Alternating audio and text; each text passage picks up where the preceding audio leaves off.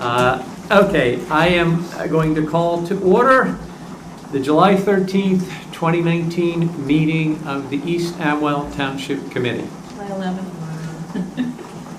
2019.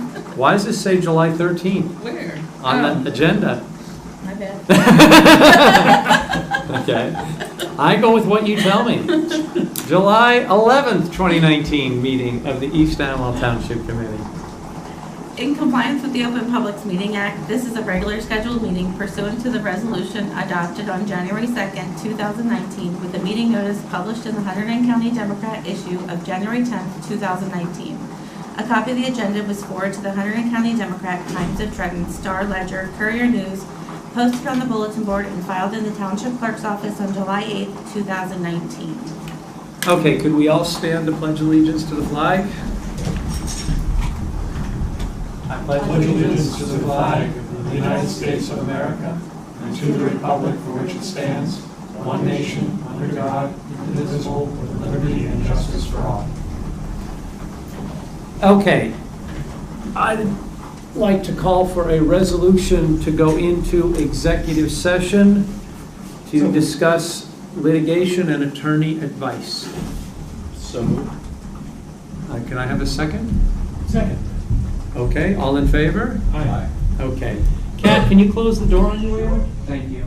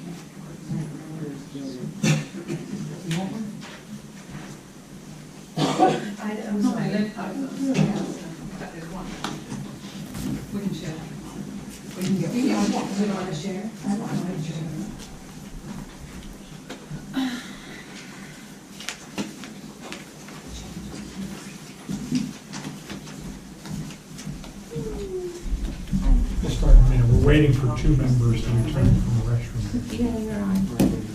They just have to, in here. Happen to see it, so. Thank you.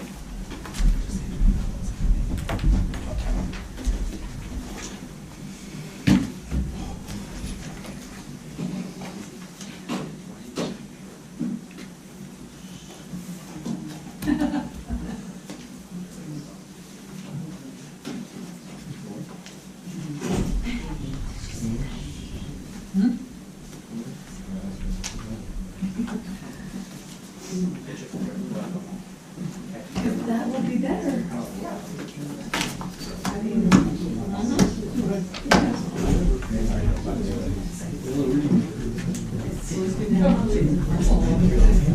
Krista, are we ready to start? Okay. We are going to resume. Should we pledge allegiance? I think we should. I do too. Could we all stand and pledge allegiance to the flag? I pledge allegiance to the flag of the United States of America and to the republic for which it stands, one nation, under God, indivisible, with liberty and justice for all.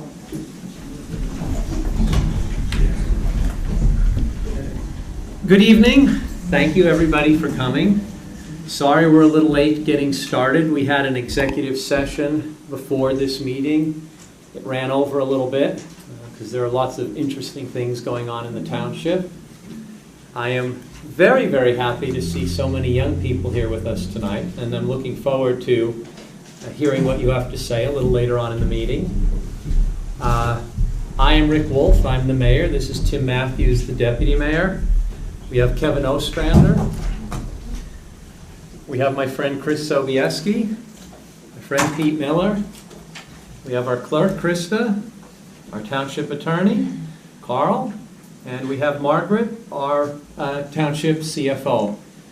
Margaret handles the money, so while she's here, she's the most important person at the dais. He who has the money has the power, or in this case, she who has the money has the power.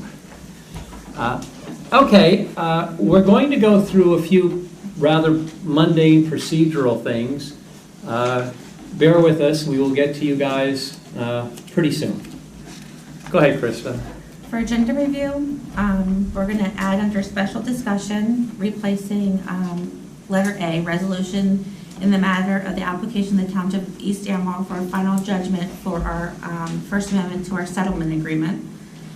We are not going to be discussing resolutions under special discussion A through C on planning board, nor the ordinances 15, 16, 17 for affordable housing. They're going to be moved to September.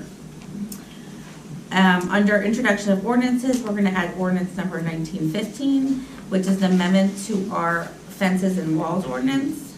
Under new business, we're going to add D, resolution for approval to submit a grant application for a grant contract for Liveville Road improvements, and also add under discussion under D, would be a discussion on our garbage.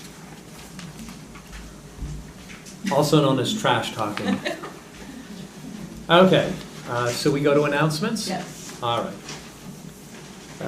Effective July 1st, the township has switched our animal control officer from St. Hubert's to Carolyn Murphy. If you'd like to see more information on Carolyn, it is on our website. We were having a number of issues with St. Hubert's as our animal control officer. Carolyn came in with a proposal. It was a good proposal. It will save us some money. Krista did diligence on Carolyn, contacting other municipalities who used her, and across the board we received glowing reviews. So we terminated our agreement with St. Hubert's effective June 30th, and we contracted with Carolyn's company effective July 1st.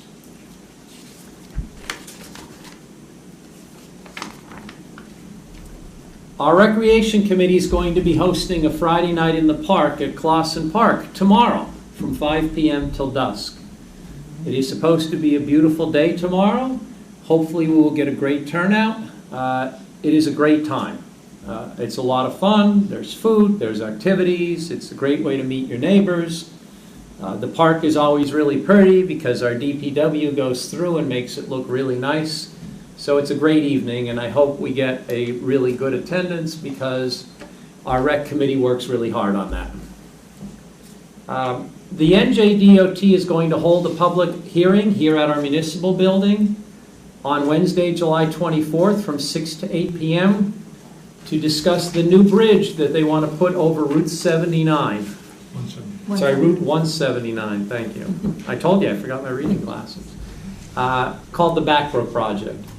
So anyone who is interested in that new bridge, and I know there are several residents who are because they contacted me, this is your opportunity to come and talk to the NJDOT, the Department of Transportation, about the new bridge. They have drawings, they have all sorts of information. So it will be a useful presentation if you're interested. The summer playground will continue through July 26th at the East Amwell School. Information is available on our website and from Krista, from our township clerk. A Hunterdon Waste Cleanup Day is being held on August 3rd from 9 to 1 at the Hunterdon County Complex on Route 12. There are details in the agenda. The next electronic waste collection will be held on September 4th, 2019. I now am going to turn this over to Margaret, who will provide us with the CFO's update. All right, I'm just going to pass out a updated version of our budget. You remember last month I had one red mark on the one line item that I was concerned about. As you can see, there's a few more. Okay. Nothing requires any immediate attention. These are just what I'm going to be watching because we are getting low. For our young folks in the audience, we do a budget, East Amwell. Every year we do a budget. It's a projection of what we expect to spend. And then every month Margaret updates us on how we're doing versus our budget. Are we spending too much in certain areas? Are we spending too little? Are we just right? And areas that she marks in red is telling us where we are starting to spend too much. Obviously, the less of those red lines we see, the better. But Margaret is going to fill us in on why I now see 6 red lines. Well, the main problem was we had 2 unforeseen expenses that depleted the general administration line item, which covers a lot of municipal-wide expenses that wouldn't normally go to the other departments. So now the clerk's department and the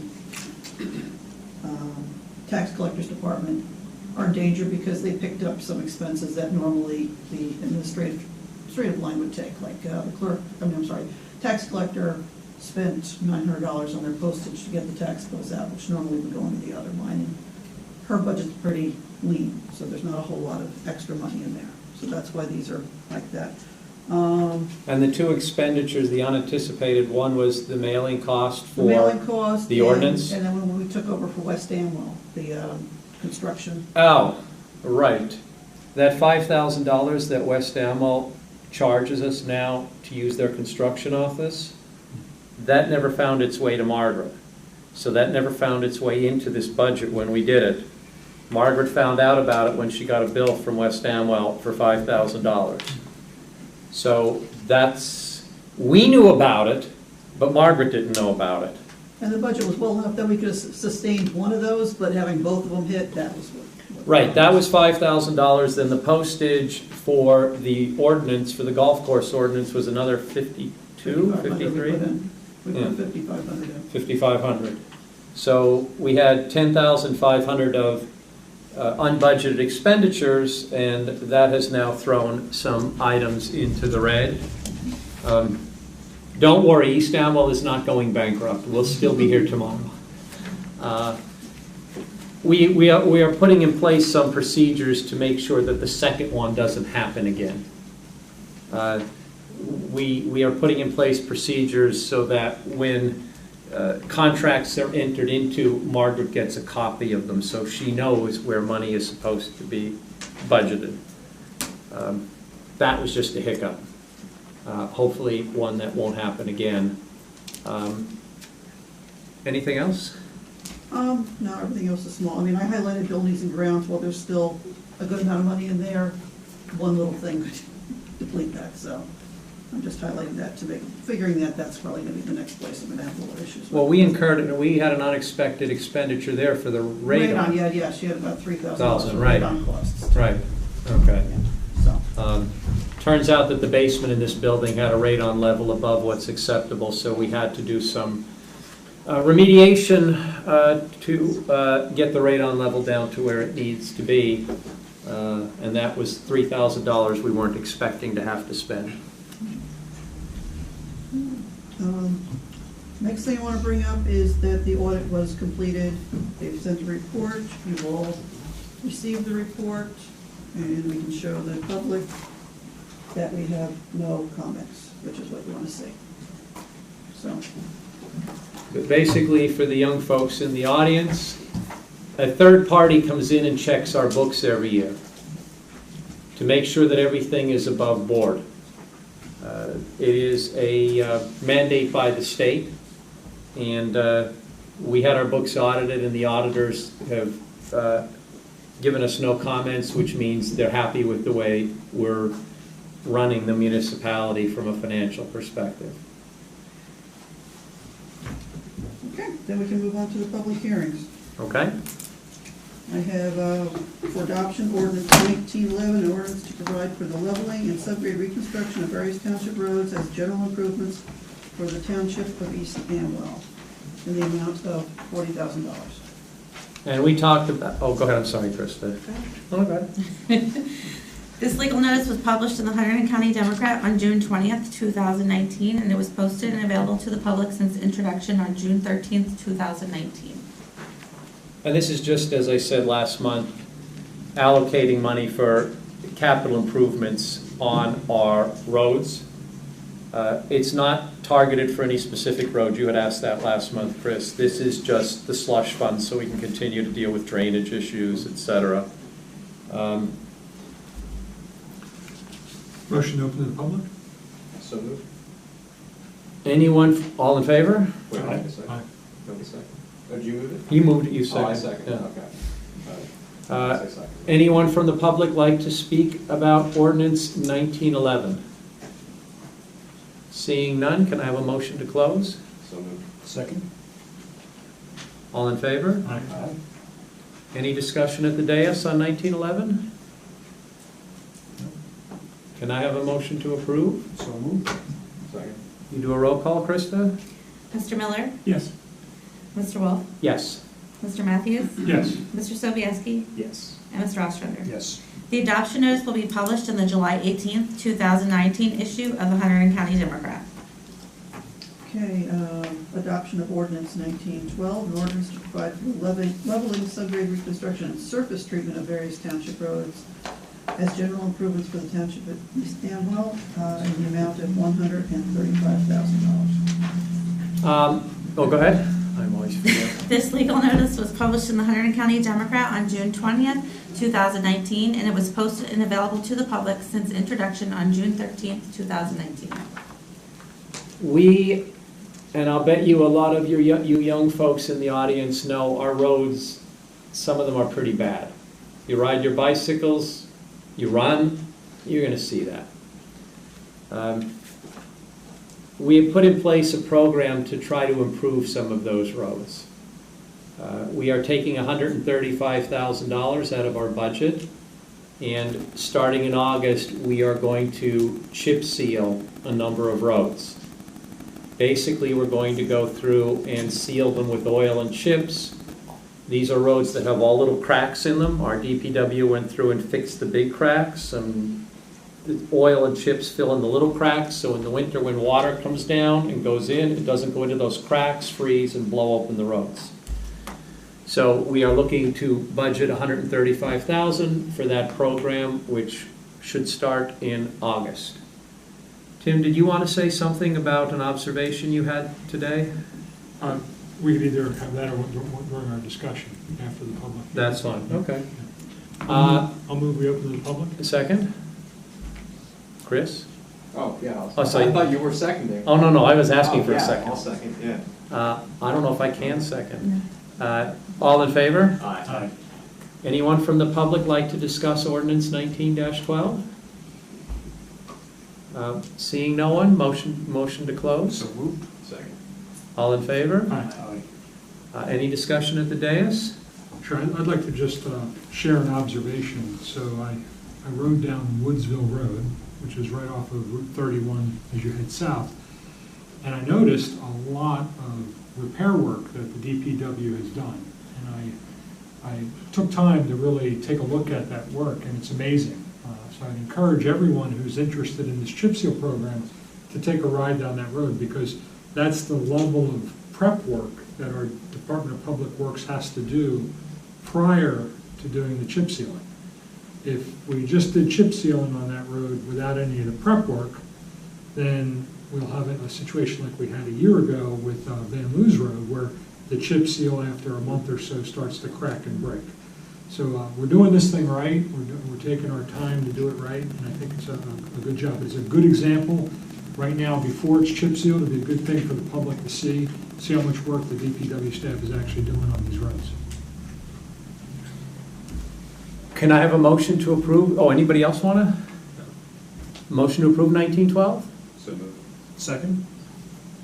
Krista? Mr. Miller? Yes. Mr. Wolf? Yes. Mr. Matthews? Yes. Mr. Sobieski? Yes. And Mr. Ostrander? Yes. The adoption notice will be published in the July 18th, 2019 issue of the Hunterdon County Democrat. Adoption of bond ordinance 1913, providing for the improvements to Linville Road Phase 1 in the Township of East Amwell for the amount of $260,000, of which $175,000 is a DOT grant. This legal notice was published in the Hunterdon County Democrat on June 20th, 2019, and it was posted and available to the public since introduction on June 13th, 2019. So what's going on here? As I said, our roads are a mess. We're trying to fix them. Some of the work the township is paying for, but there are grants available from the state. We applied for a grant for Linvale Road, and we got it. So we are going to do a major repair on Linvale Road, and the state is going to pay most of the cost. The township will pay part of it, but the state will pay most of it. And that's what this ordinance 1913 is about. So can I have a motion to open to the public? So moved. Second. All in favor? Aye. Anyone from the public like to discuss 1913? Motion to close? So moved. Second. All in favor? Aye. Any discussion at the dais? Move to approve 1913, I'm sorry, roll call? You have to adopt it. Motion to adopt. Oh, motion to adopt I'll 1913, move to I'm sorry. adopt. I'll second 1913. Yeah. I think by now I would know this procedural stuff. That's right on your paper. And- Mr. Miller? Yes. Mr. Wolf? Yes. Mr. Matthews? Yes. Mr. Sobieski? Yes. And Mr. Ostrander? Did I just get slammed by the clerk, by the way? The adoption notice will be published in the July 18th, 2019 issue of the Hunterdon County Democrat. Okay, now we have introduction of ordinance 1914, an ordinance appropriating the sum of $100,000 from the capital fund balance for the purchase of a power angle broom and a tractor with sidearm mower for the Department of Public Works. Krista? This is an Yeah, introduction. it's a draft. Oh, we're just introducing this one. Okay, this is my favorite, okay? This is my favorite of the night because it involves toys. Okay. We have equipment that we own, that the township owns, that we use to maintain the roads. Oftentimes, if you're out there, you'll see our tractors mowing. Well, we have a tractor now that's over 30 years old. And it's at the end of its useful life. And mowing the roads is very important because if you don't mow the roads, you can't see when you're pulling out. So we need a new tractor, and we appropriated funds to buy a new tractor with a mower. We also need a brush, a big rotating brush to put on our equipment, so that when they do road work, rather than cleaning up all the mud and dirt by hand, which takes forever, they put on this big brush, they run the brush over the road, it cleans it really nice. So this ordinance is to buy those two pieces of equipment. Periodically, we make investments in our equipment in the township so that our DPW can continue to keep the town looking nice, keep the roads safe, plow our roads. So, can I have a motion? Oh, wait, we're just introducing, right? So we're not going to open to the public. Motion to So, introduce. just the motion to introduce. Can I have a motion to introduce? So moved. Second? All in favor? Aye. This ordinance will be published in the July 18th, 2019 issue of the Hunterdon County Democrat, and the public hearing is set for the next regular Township Committee meeting on August 8th, 2019 at 7:30. That's all I have. Thank you, Margaret. All right, we have one more thing and then we get to you guys. We're up to special discussion, and with us tonight we have Rob Clifton, who is from Comcast.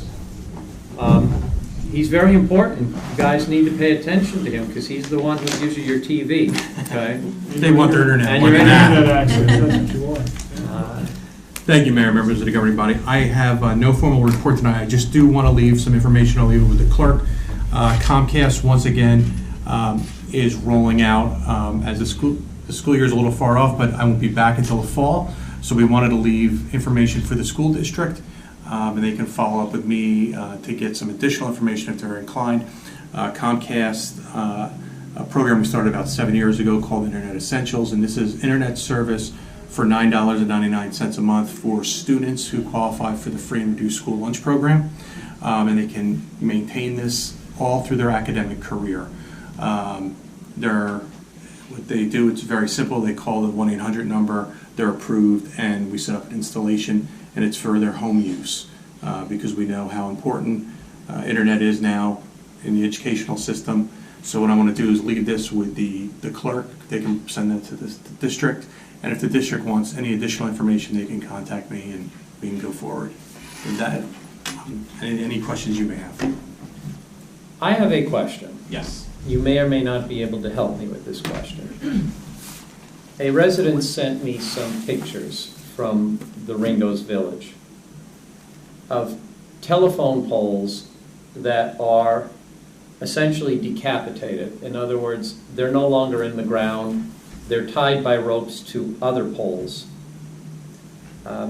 There's some concern.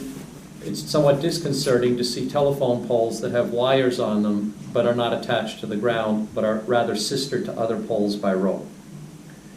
JCP&L told me that those poles, the old poles, are not JCP&L's responsibility. JCP&L put in the new poles and moved their wires to the new poles. JCP&L tells me that the wires that are on the old decapitated poles are cable wires. JCP&L didn't know whose, and the question is, are they Comcast, are they Verizon, are they somebody else? I don't expect you to know that off the top of We your don't know head. that at the top of our head. We try to work very close with the electric company so this doesn't happen if they are ours. So what I'll do is I'll ask the technical department to go out tomorrow to Ringo's Village and take a look. And if they are ours, then they have to be moved off so that JCP&L can remove those poles. Because what I can do is, do you have his contact? Because I can forward you the email, she included pictures. That would be great. She included pictures, so I can send you the email she sent to me with the pictures. That'd be perfect. That way, but they're, go out the parking lot and go to Wurtsville, down to John Ringo Road.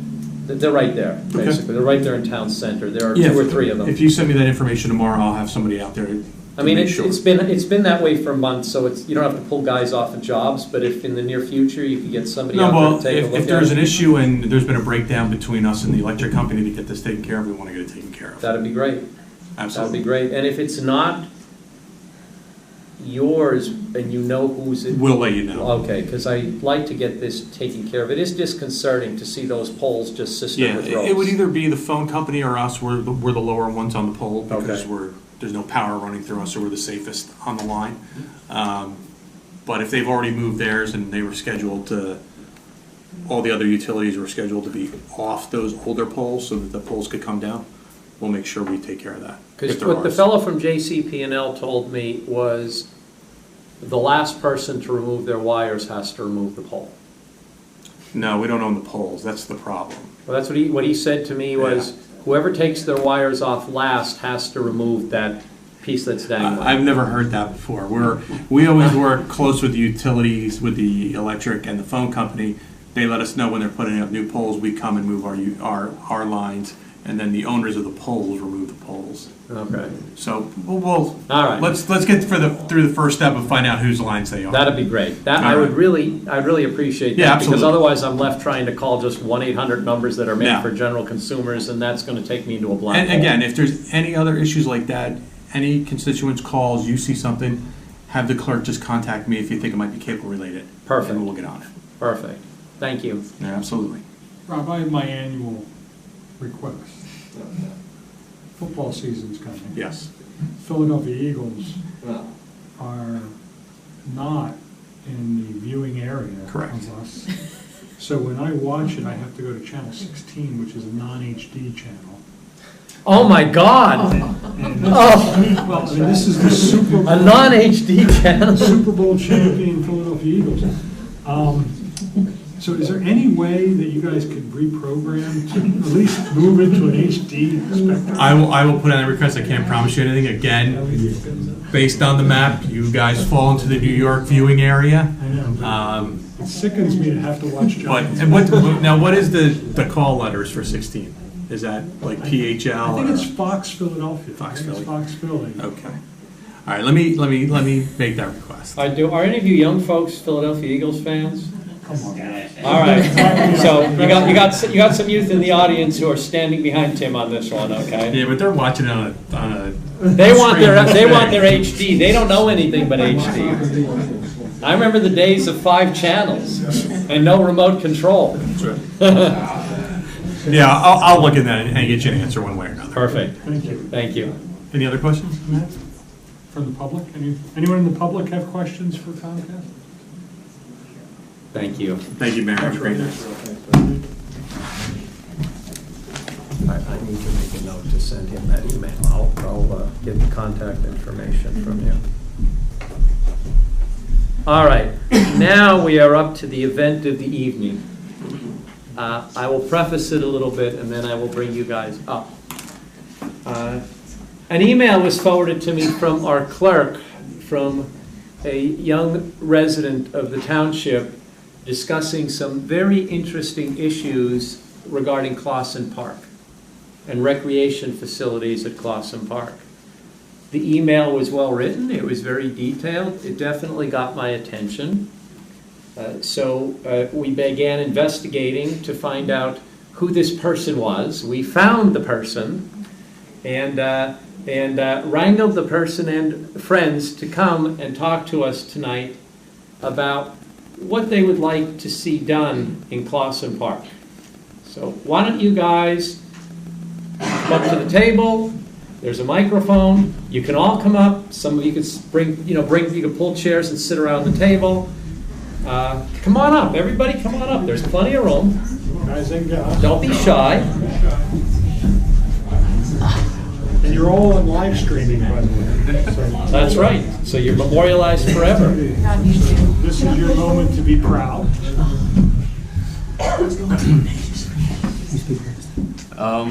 Introduce yourself and then fire away. So I'm Evan Gambrel, and how this all started is me and Nick Patel here were sitting in the park underneath the pavilion, and we were thinking that, wow, like the park has held us through so long throughout our childhood with the playgrounds, and now that it's helped that demographic, and now that we're becoming teenagers, we would like to see other things that can keep us entertained.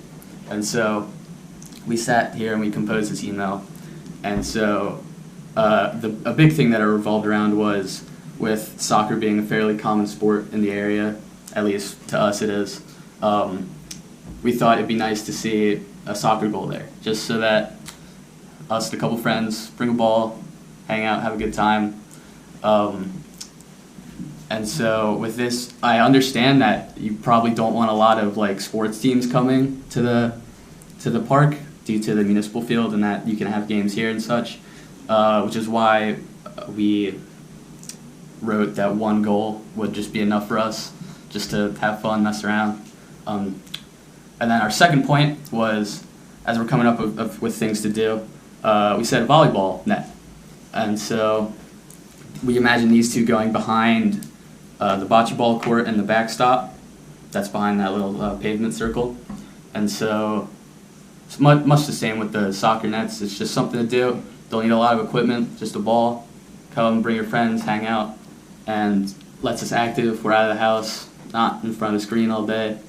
And half the time I'm bored, I talk to these guys and I'm like, let's just go to the park, let's just hang out, because what else is there to do? And so our points were just that we would like more stuff there. And this final point, I understand it's a stretch, but basketball is also a big thing in the area, and a bunch of us would like to also see that there as well. I don't know the difficulties with that, and I'm agreeing that it's definitely a stretch, but if any of you guys want to open up conversation for anything, go for it. Don't be shy. We don't bite, only him. The rest of us, if you see him coming towards you, you won't, but otherwise we're good. I'm Joseph Luena, and I think what he said is true. Is most teenagers, they do go on their phones a lot. I know a lot of us, we do like going to the park, and I was there just today, and I was thinking, obviously it was raining, but I was there yesterday. There wasn't much to do. There is a tennis court, but not everyone has tennis, and I know not everyone can get a soccer ball, but you can find a soccer ball easier than getting tennis equipment and all this. And there's a lot of empty space that's just grass all over. So I do believe that we can put either soccer or volleyball, because I think that is less, that's easier to do than basketball, because I know if someone gets hurt in basketball, it's probably even worse than volleyball or soccer. So I think doing that would get more teenagers to want to do stuff. And I think, like he said, soccer teams might want to go there. So I think it should be open to the public at all times. And also, like you said, instead of having a full soccer field, you can just have one, and that will be good enough for us to be able to have fun and just bring a ball and just enjoy it. And I also understand that the big problem it comes down to is money. And so with that, we understand the limits that you have, and I'm not informed enough to really speak on that, but we do understand that that's an issue, and we can brainstorm to help solve that problem, but I'm just putting it out there that we know that that's a problem in this space. One thing that I know has been circulating a little bit is the fact that there are no water fountains in the park. There's only a spigot in the ground. So I think it might be beneficial, because if we're going to put soccer goals and volleyball nets, it might be nice to have a way to get water. So that might be another thing to look into. And I'm sure there are grants to be applied for out there to help fund this, because it's not cheap to do. Do you want to chime in at all, Allison? I have some thoughts, but if you wanted to chime in. Okay.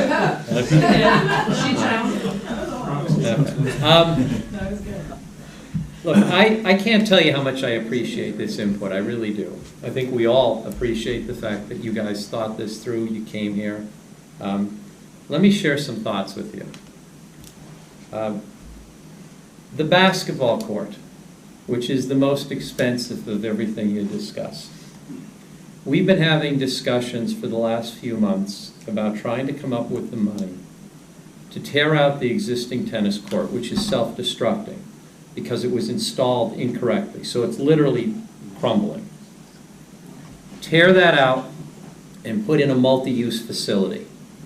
It would be tennis, basketball, and something that probably has no relevance to you and won't until 40 or 50 years from now when you're old like I am, but pickleball. We were looking, that's actually a very... I was going to tell you something. Five Below sell pickleball kits now, so I'm just telling you, it's out there. It's a popular sport for older people, like really old like me. Not like college old, I mean like really old, like losing your hair old. The cost to do what we would like to do, because we would like to have 2 tennis courts, basketball and pickleball. We'd like to do it right. The cost is going to be around $150,000. There are grants available, and we're looking into that. And to the extent that we could get a grant or grants to cover a meaningful part of that, we would figure out some way to raise the rest of the money in the township. So I actually think that it is a possibility that we could get that multi-use facility. It's not going to happen tomorrow, but in the next year or two, it is a possibility. The soccer, the only real issue I see with the soccer goal, because that's, I suspect, not all that expensive, is dog poop. We have Poopgate here in East Amwell. You guys may not have heard of Poopgate. I know Jenna has heard of Poopgate. But the problem we have in the park, and we have to figure out how to rectify it, is people let their dogs run everywhere and poop. And if we're going to set up an area for soccer, you're not going to want to be playing soccer and poop, and it's not good for you to be playing soccer and poop. Now, one of the things we're looking at is installing cameras in the park and starting to monitor people who are not complying with the rules with their dogs. Also, we've had some serious vandalism issues in the park, including very recently there was some serious vandalism. A sign that was posted for the rain gardens has been significantly vandalized. There's been some other things vandalized. We're asking people that if you see someone in the park that doesn't look like they belong in the park, call the police. But the soccer, I suspect, is not that expensive. I'm not joking, though. We would literally have to figure out how to deal with the dog poop. We can't have you guys playing soccer and falling in that. Sure, fire away. You say that there's an issue with dog poop, you can maybe try to put like a fence around where you put the soccer net. So then, you know, for a dog to go in, they'd have to have, like the owner would have to open a gate. And like you said, you could put a camera in there so they could see someone opening the gate to let their dog just run in there. Yeah, now I don't know what it would cost to fence in an area like that, but yes, that is a possibility that we fence it in. But the dog issue is getting out of control, and the problem is, best I can tell, it's mainly non-residents. It's people who don't live here. Yes? Has there been any discussion about doing an off-leash dog park? Because there's not anything closer than the one at the county complex, to my knowledge, that might solve that problem and then not make it an issue at all. Our DPW has had an incredibly hostile reaction every time we bring that up. That's not to say that it can't be done. It's just, you know, yeah, I have to, that's an internal political issue. That's my problem, not yours. But yes, it is something that's been discussed. We even in the past had a resident who offered to donate one, to pay for it. And I think she may still be willing to do it if we wanted to do it. And it may be that we have to revisit that if we're going to do soccer, and really for volleyball also. Because if we're going to do volleyball, we can't have you diving for the ball and landing in dog poop. Okay, that's just not good for anybody. The water fountain, Jenna, your mom knows more about that than anybody. And I'm not adverse to the water fountain idea. The issue with the water fountain is not just the fountain itself, but then you get into health regulations, and we have to just sort through all that. Once you start getting potable water, I know what we have to do just to open the bathrooms every year. We have to jump through all kinds of hoops just to open the bathrooms in the park. But I understand, if you're going to be playing sports there, you need water.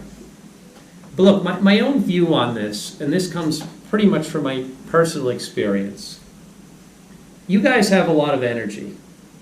We don't anymore. When you get to be our age, you don't. Your age, you have a lot of energy. That energy is going to go in one of two directions. It's either going to go for good or it's going to go for bad. And a lot of times, the answer to that question, whether it goes for good or bad, depends on what you have available to you. So I'm a big fan of having activities available so the energy goes to good. I mean, I was lucky because I happened to fall in love with running when I was 15 years old. And you can't drink and you can't do drugs and be a competitive runner. And the only reason I wound up where I am, instead of where a lot of my friends were dead or in jail because they got involved with drugs, was because I happened to get involved with running. And that was just pure luck. So I'm a big fan of trying to do things to give you guys something to do so that it goes to good and not to bad. So we're willing to work on this and take it very seriously, which is why I brought you in. The soccer and the volleyball may be things that we can get going relatively quickly. And we'll talk to the DPW, we'll talk to our rec committee, because I think we can come up with the money for that to get that in place relatively quickly. And I suspect there are people in the town who would make donations. I know Kathy and I would make a donation to get this up and running. The basketball court is a bigger project, but that was actually at the top of my list. I really do want to get that tennis court out of there and put in a multi-use facility. That tennis court is shot. We couldn't even open it last year. The cracks were so big. We had to have somebody come in and put liquid in the cracks. Our insurance company wouldn't let us open it until we filled those cracks. And they're reopening again. So that is a high priority, but that's not going to happen tomorrow. But the the soccer, the volleyball, that can happen. The water fountain, I have to see. I haven't really focused on that a lot. I recall, didn't we have someone do volleyball during the summers? Didn't that happen already? That's supposed to be. No, but I mean, wasn't there, That's someone else. wasn't Laura, was it A few years Trapelli? ago, somebody was doing it, and we have to restart that. In fact, we were kind of meant to start it last week, but it got rained out. So but that's like that's with a temporary net. We have a temporary net. The rec committee have a temporary net. We'll use it tomorrow night. You know, we have a temporary volleyball net that we put up, but that's a temporary net. I can't leave that out. You know, and that's fine. We can do that, and we can get that going. But that's a summer months thing. I mean, it's not something I can sustain, or we can sustain all the way through. These kids to be able to go and play by themselves, bring a ball and play by themselves. That's what they need to be able to do. And how about turn up and do it? How about an annual competition, the township committee versus the youth in a game of volleyball? I'll be a referee. And the first aid squad available. Yes, I acknowledge the gentleman in the audience who just slammed us again. But the reason I asked about the volleyball was the dog poop issue a problem when they No, I did mean, play? no, not to my knowledge. I mean, like, it's like saying tomorrow night, for example. You know, every time we do those events, we have the volleyball net up. We have kids around. I've not had any complaints from people about that during those events. You know, is it to the extent that people are really experiencing it during those events that they would come and tell us? I haven't heard anything. I don't know whether we've had any. Well, I think Jason and them used to go over and don't they clean up over I there? don't think so. The volleyball, the problem with the volleyball, if you do it on grass, it's not an issue. If we create a volleyball playing field with sand, the feral cats go in there and poop in the sand. And you can't really stop the feral cats. They're wild cats. That's been the issue that's come up in other municipalities. They go out and they put in this really nice volleyball because it's not that expensive to install it. And then they have the problem with the feral cats. And we have a lot of feral cats in East Amwell. So I think if we're going to do volleyball, we're probably going to have to do it on grass. Because otherwise you're gonna be landing in cat poop, which as I understand it is worse, riskier than the dog poop in terms of potentially getting like diseases. So we would have to do, it'd have to be, you know, an imperfect solution. It'd have to be on grass, it wouldn't be on sand. But we can definitely look into that. Yes, I remember. I'll get you, Francis, don't worry. You said that people did like a little volleyball thing. I do believe it was Mr. Pelly because my brother did that, and I remember he said he had a lot of fun with it, and that they brought their own little like net and they had a lot of fun. So that's another reason I believe if we have one there at all times, kids can just go there and have fun. Because not all kids like soccer or basketball, but like volleyball is an easy sport to kind of, you know, learn, and it's easier to get more. It's easier to get more friends if you do things. If you all learn volleyball at once, or all learn soccer at once, or all learn basketball, you can all also get more friends as well. And you can also make new friends if you do sports with people you didn't know. You know, I'm wondering, maybe a surface rather than grass is that soft stuff where the playgrounds are on. So it's still soft, but it would keep the dogs away. It'd sort of be an obvious. Oh, I know what you're talking about, that rubberized. We can look into it. The cat, you're right, the cats wouldn't bother that, and then you're landing, I mean, we just have to figure out, you know, well, not just the cost, but I just want to make sure that landing on that is. No different than grass. Well, it must be okay, because if they're putting it under those jumping things for little kids, it must be okay to land on it. I'm sure it's safer than. We'll look into it. Turf. Francis, you wanted to say something? Yeah, I don't mean to be Debbie Downer, but I'm older than you are. When Clausen Park was purchased with Green Acre money 20 years ago, the seller, Mr. Clausen, put in restrictions as part of the easement. And specifically, if I recall correctly, did not want to have organized sports there, so Carl or someone would have to take a close look at the deed of easement. It's supposed to be Gus. But we're not going to do organized sports. No, I'm just saying. These are we need to pickup look games. at it. We will. That's a good point, though. We will look at it. The other factor for dog parks and other things, I've brought it to the freeholders, see, I didn't use the other one, multiple times, that there's a large chunk of land that is across the street from the South County Park that was looked at every once in a while for ball fields. They decided they didn't need it. But there is land that is there that would make a great place to have a fenced dog park, to have some clearing, and maybe to have some more flexibility and potentially flatter land. And so if all 9 of you and your parents and your friends and whomever went on the first and third Tuesday at 5 o'clock to Flemington, to the Hunterdon County freeholders, and expressed your citizens' desire to have something provided, then you might have more of an option of getting some momentum than I have. But I've been trying for a lot of years. But they'll listen to you. You know, that's interesting, because query whether we could say no dogs in Clausen Park and put a dog park across the street where you've just described. It would be Now I fenced. take care of a big problem we have in Clausen Park. Not just the poop. We have people's dogs, big dogs running off of leashes, and then people with small dogs on leashes. The state police were called last week for that situation. People with big dogs letting them run off leash, and a woman with a little dog on the leash, you know, worried that the big dogs are going to attack her little dog. That's a very good idea, Francis. That's a very good idea. Dog parks have sizes, big dog, little dog. They're fenced, there are gates between. There are ways of doing it that is safe for the people, safe for the animals, and hopefully keeps the coyotes from coming by, which are also in the area. But you have a lot of power to initiate an audience and change and a response from politicians who are owing to 26 municipalities. So you and your friends and your neighbors in Raritan and Delaware have the potential to you know, and it's not just a one ask and go away. If they believe you're gonna keep coming back, it's been my personal experience that if they think you're not going away and you're gonna keep asking them, that you can accomplish the impossible, even with freeloaders. And you guys are younger and better looking than I was. Thank you, Francis. Anyone else? Yes? Just a final comment.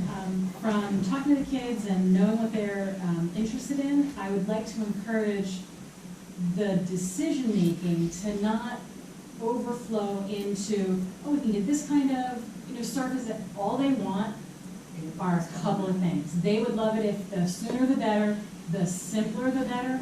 Honest to God, they don't care. They don't. And I think that if it would be something that could be moved on and not take an excessive amount of time, these are 14-year-old kids. Even if it's just a year that it takes until next summer, that desire, like you had said, there's nothing to do, we're going to move into other things that are cooler or that take our attention, and by the time you put it up, this group, it gets missed. Well, tomorrow, I'm having a discussion with Jason, our DPW supervisor, on some other things. So I will talk to him about this tomorrow. Then we'll report back to Allison and we'll work this through our rec committee. But we'll make this a high priority. If this is something we can do, and I'm not sure why it's not. Well, it sounds like the dog poop is the only thing. That's the issue, is the dog poop. I don't know if that's a real issue or not. Well, we'll have to, look, we may have to put signs up saying no dogs in this area. And then we may have to start religiously calling the state police when somebody, and having people fined. There's deer in that area. So it's never going to be perfect. It's never going to be pristine. They're waterproof. They're playing on that grass anyway now, doing what they can. So they don't have a soccer net to shoot on, but they're bringing the ball over there. So my concern is that I get why you're looking for that for safety, and nobody wants to have it brought back to, oh, you didn't do the right thing, but they'd rather have a net than nothing, and they'd rather have it sooner rather than. I look, in terms of getting a soccer net, a volleyball, we're not talking a lot of money, and my guess is we could raise that through donations probably like that. So. Can I have your name, ma'am? Carla Gamble. Thank you. Any relation to this young man up here? John? Yeah, that's right. Rick, we did at Raritan Township, and Lenape Park had a lot of things done when I was involved. We set up a little committee with these kids, and they used to come into the meetings and give thoughts. And they actually helped develop what's in Lenape Park in Raritan Township, the basketball courts, and they came up with ideas. You should have like 1 or 2 or 3 of these guys come to you with some ideas in the future, or have them research stuff to come to the next meeting. Give their ideas what type of surface should be underneath. Well, actually, I had a different thought, which was going through my head, which is we the group here have a good relationship with the freeholders. And so my thinking was that the administrator is out this week on vacation, but will be back on Monday, and I need to talk to him about something else on Monday. It might not be the worst thing to try to get this on an agenda at the county level and start talking about whether we can get funds from the county to help us do what I really want to get done, which is the multi-use facility, the basketball, tennis, pickleball court. And if I'm going to do that, then I want to take the whole crew. We'll get the bus, we'll get the Hendricks bus, and we'll all go in the Hendricks bus to the and I have a big pickup truck that could fit a lot of people. We'll go up to the freeholders and see what we could do, because I think John's idea is a good one. Let's take the kids with us to where the money is, and let them try to say no to this group. Look, I am really, really glad that you guys came in tonight, because we had been talking about this for a while, and you kind of gave us a kick in the butt. And that's sort of what it takes, because there are always a lot of things going on. You wouldn't believe in this little town how many things we have going on at any given time.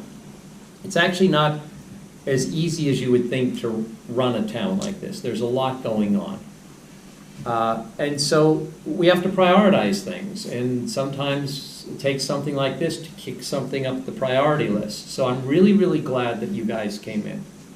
And I hope to see you again. But thank you very, very much for coming in. Does anybody else have? I don't want to echo, well, I do want to kind of echo what Francis brought up, not to be a Debbie Downer as well, but years ago in my teenage years, I remember we wanted to play basketball at the park, and I can't remember exactly who told us this, but I remember there being some kind of restriction on basketball for whatever reason. I don't know why. That we had looked into. That was an urban legend, best I can tell. Okay. The restriction was that there were a number of neighbors that didn't want a basketball court because they were worried about the noise of the bouncing balls. Okay. I've had to look into some of this. There are a lot of urban legends about Clausen Park and what was and was not agreed to. I was told they were afraid of hoodlums coming into the park and playing basketball. Yeah, there are urban legends about Clausen Park. We'll take care of that. Okay. Just bring it. But thank you very much for coming in. Thank you. All right. Thank you for having us. And by the way, come back again, not just for these topics, but you're welcome to sit and observe and learn how your local government actually works. And by the way, we have youth positions on our committees. So to the extent that any of you'd like to better see how East Amwell runs, we have youth positions on our recreation committee, on our recycling committee. We're looking to set them up on our planning board, on our environmental commission. If you have interest in getting involved, it's a meeting once a month. If you have an interest in getting involved, let us know. We'd love to have some young people on our committees. It's good for a college application. It is very good for a college application. One of these meetings? I'm just curious. These meetings are the second Thursday of every month. They start at 7:30. One of the freeholders, I think. This is Township Committee. Yeah, one of the free. You said you wanted to. Oh, one of the freeholders meetings, Francis. What? Second and third Tuesday at around 5 o'clock in the building right on Main Street across from the Union Hotel. On the second and third floor, next to the courthouse. They're in Flemington. The meetings are in Flemington, and there are 2 of them a month. Second and third Tuesday. But if you go into the Hunterdon County website, just type in Google Hunterdon County. First entry that comes up is their website. Go into their website; it has all that information. Okay. Right there on the website. Thank you. Okay. Good. Thanks. Thanks for coming. I have one question for you. I thought the letter was well worded. I echoed Tim's sentiments as well. I think this is how government operates. I think if you have a concern or an issue, you should come in and actually voice it to the governing body here. So I really appreciate the outpour today. How many of you kids would actually ride your bike or walk to that park on a regular basis? All of you? So nobody needs transportation, just a couple. But that's an important point, because I think these have come up before. I can remember talking about this at Rec Committee probably 10 years ago. So these aren't new ideas, but maybe now there's enough of an interest level there that we can actually execute on maybe some of the more economically positioned Kids that raise their features. hands on this side of 202. Yeah, no, So exactly. that's one of the biggest things for us. It's important. No, I live right next door, so I could always. That's what I like. And with you guys, there's a lot of responsibility that way, because if there's more functionality in the park, and if there's something going wrong there, you do need to be eyes and ears on the ground to basically raise the flag, call police, call the authorities if something's going awry there, because we do have some issues right now. We have some serious issues, vandalism issues in that And more park. functionality brings more potential issues, so you also have to be local police officers as well when you're there. Yes. Yeah, I like going my runs up into the park 5 to 6 times a week, 5 or 6 days a week, and I haven't seen any of the dog poop problems or vandalism problems so far, but there might be some. I just haven't seen any. Yeah, where are the vandalism problems? Spray painting. Bathrooms. The bathrooms got vandalized a couple of weeks ago. A sign got vandalized today. There were some other things that Jason put in the email to you today. I'll put it on our website. So he's been asking the neighbors who live around there that if they see anybody that looks suspicious, call the police. If you guys see anybody that looks suspicious, call the police. Err on the side of safety. If somebody looks like they don't belong there, call the police. Yeah. You guys are smart enough, you know who kind of belongs there and who doesn't. Yeah. Somebody looks like they're trouble, call the police. Because when somebody's there spray painting, they look guilty. You know. You know what, you know, you can figure that out. But Kevin's right, that, you know, part of it is, if you guys are there playing, there's less likely to be vandalism. And we're gonna get cameras. We don't have that in the budget, but we're working on getting that money. We're hoping in the next few months to have some cameras in that park so that, and put signs, you're on camera, so that everybody knows when they go in there, they're on If they camera. vandalize, they're in trouble. We actually, our DPW supervisor put a deer camera in there and they smashed it. They found it and smashed it. He had it in a tree and they found it and smashed it. Pardon? I'm surprised they found it. So was I. Yeah. So was he. They smashed it. They're doing some trained hoodlums here. Yeah. Yeah. Yeah. On your camera. Chain of looms. Why don't you ask for donations and put a little plaque or something underneath this camera donated by the whatever family? Yeah, we're gonna try. I mean, it's not a huge cost. It's a few $1,000s, but a few $1,000s in East Amwell is. Well, you don't want the person coming in with the $2 property tax increase. But we're getting estimates, John. It's gonna happen. It has to, because we can't keep dealing with the vandalism. It's gonna happen. Thank you for coming in. Thank you for having us. Have a great night. Go to a rec committee meeting, all right? What? Committee meeting, go. Committee meeting. Yep. I'll look that Go up on the website, go on the website and see what it's at, the recycling second Tuesday. Just Google Hunterdon County, like, website? Hunterdon County for the county, for us, East Amwell Township. Just Okay. go to our Township website. has the rec committee, it'd be good to have some youth members. Thank you. Yep. Hunterdon County freeholders. Okay, next item on the agenda, we have to adopt a resolution, correct, Krista? Yes. This is part of our fair share housing. It is I guess, sort of a technicality. It is adopting a resolution regarding the spending plan for the money that goes into the trust. Could I have a motion to adopt this resolution? So moved. I'll second it. Any discussion? All in favor? Okay. Next, I am going to do some trash talking. We have a garbage problem in East Amwell. Republic has been a major disappointment the last month. They've been a disappointment in general, but a major disappointment the last month. I've posted some information on the website.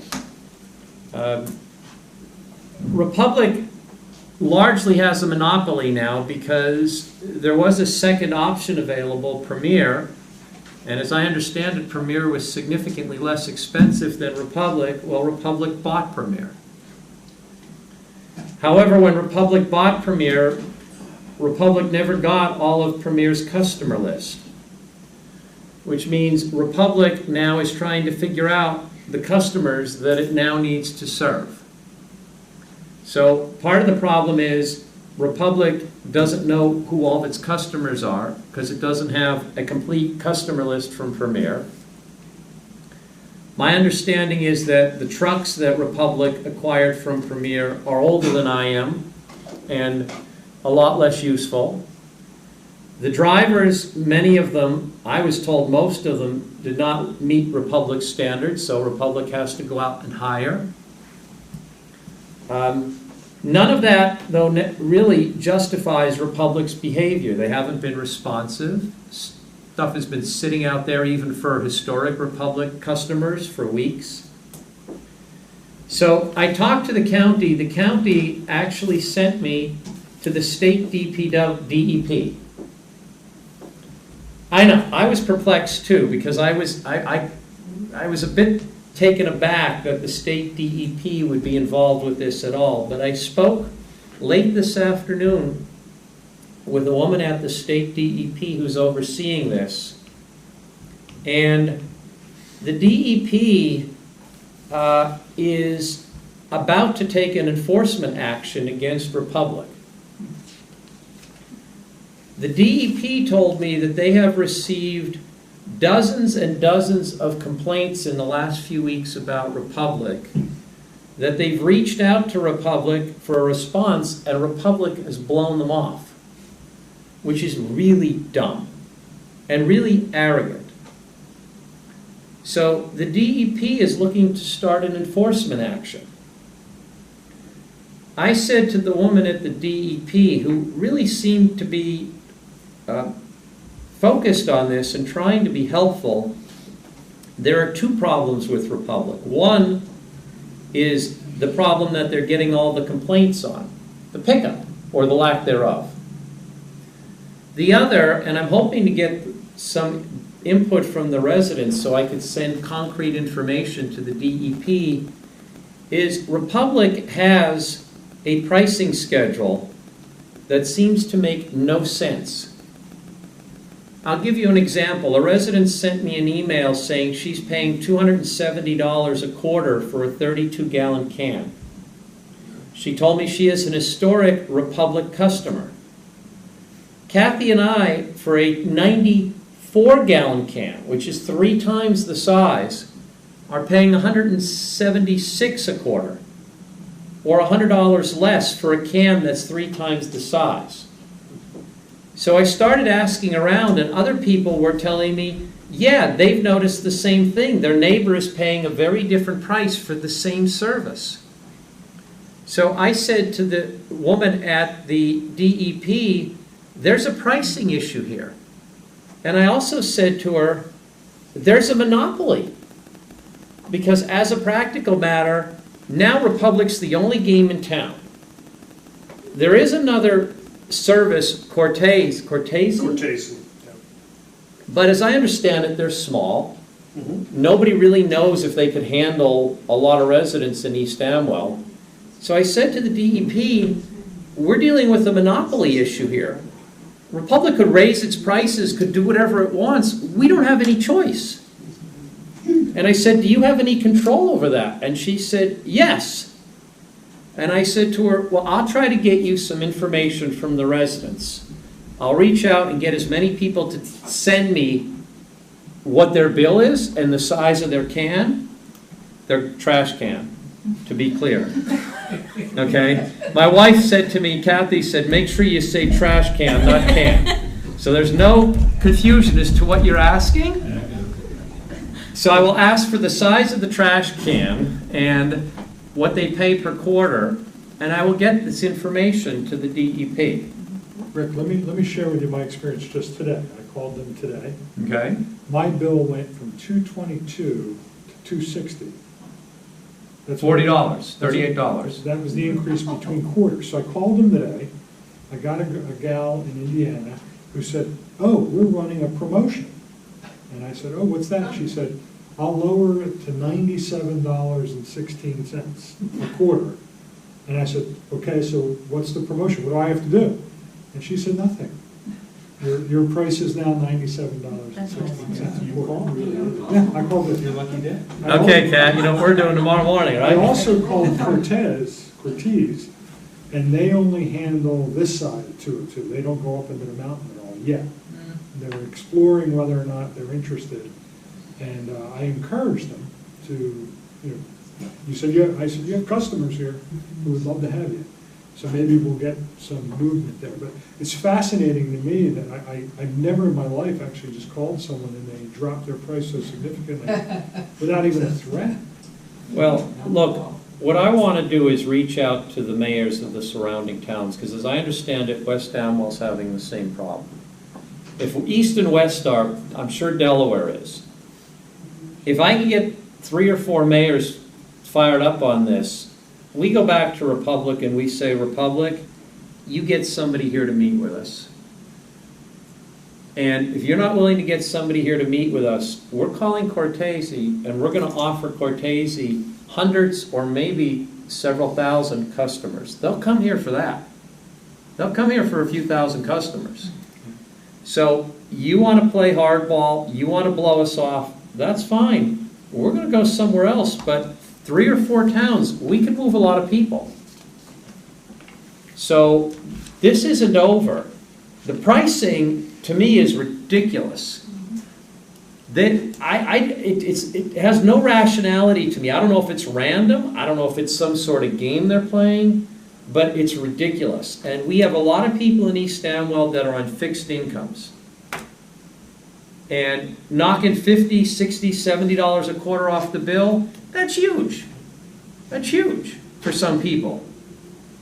So this is only the beginning. But I was amazed that the DEP is involved, and I'm going to continue to interact with them. I literally spoke with her around 3:34 today. So we'll see where this goes. We'll see. I also have a call into the administrator who's on vacation for the county to see if I can get the county to get involved with this and maybe give some help. So this isn't over. This is just the beginning. If I have anything to say about this, there are going to be some changes in the way we're treated when it comes to our garbage service, because this is ridiculous. Yeah, so we had a fair amount of discussion Tuesday night at the recycling committee on this as well. I can tell you, I use Cortese. I've used probably 4 vendors since I've moved to town almost 17 years ago, and Cortese by far has been the best. They're punctual. They show up every week. They do what they're supposed to. Occasionally, I've left the can next to my garage. They actually go down my driveway and bring it up for me once in a while. It's a female-owned business, and it's probably, and I don't know the volume, I'm kind of embarrassed, I don't know the volume of my container. It's big. It's probably 60 to 90 gallon. It's about $85 a quarter. And do they have automated trucks, or do they manually? It varies. They've got a few different trucks. Okay. It depends what shows up. Okay. Depends on the route.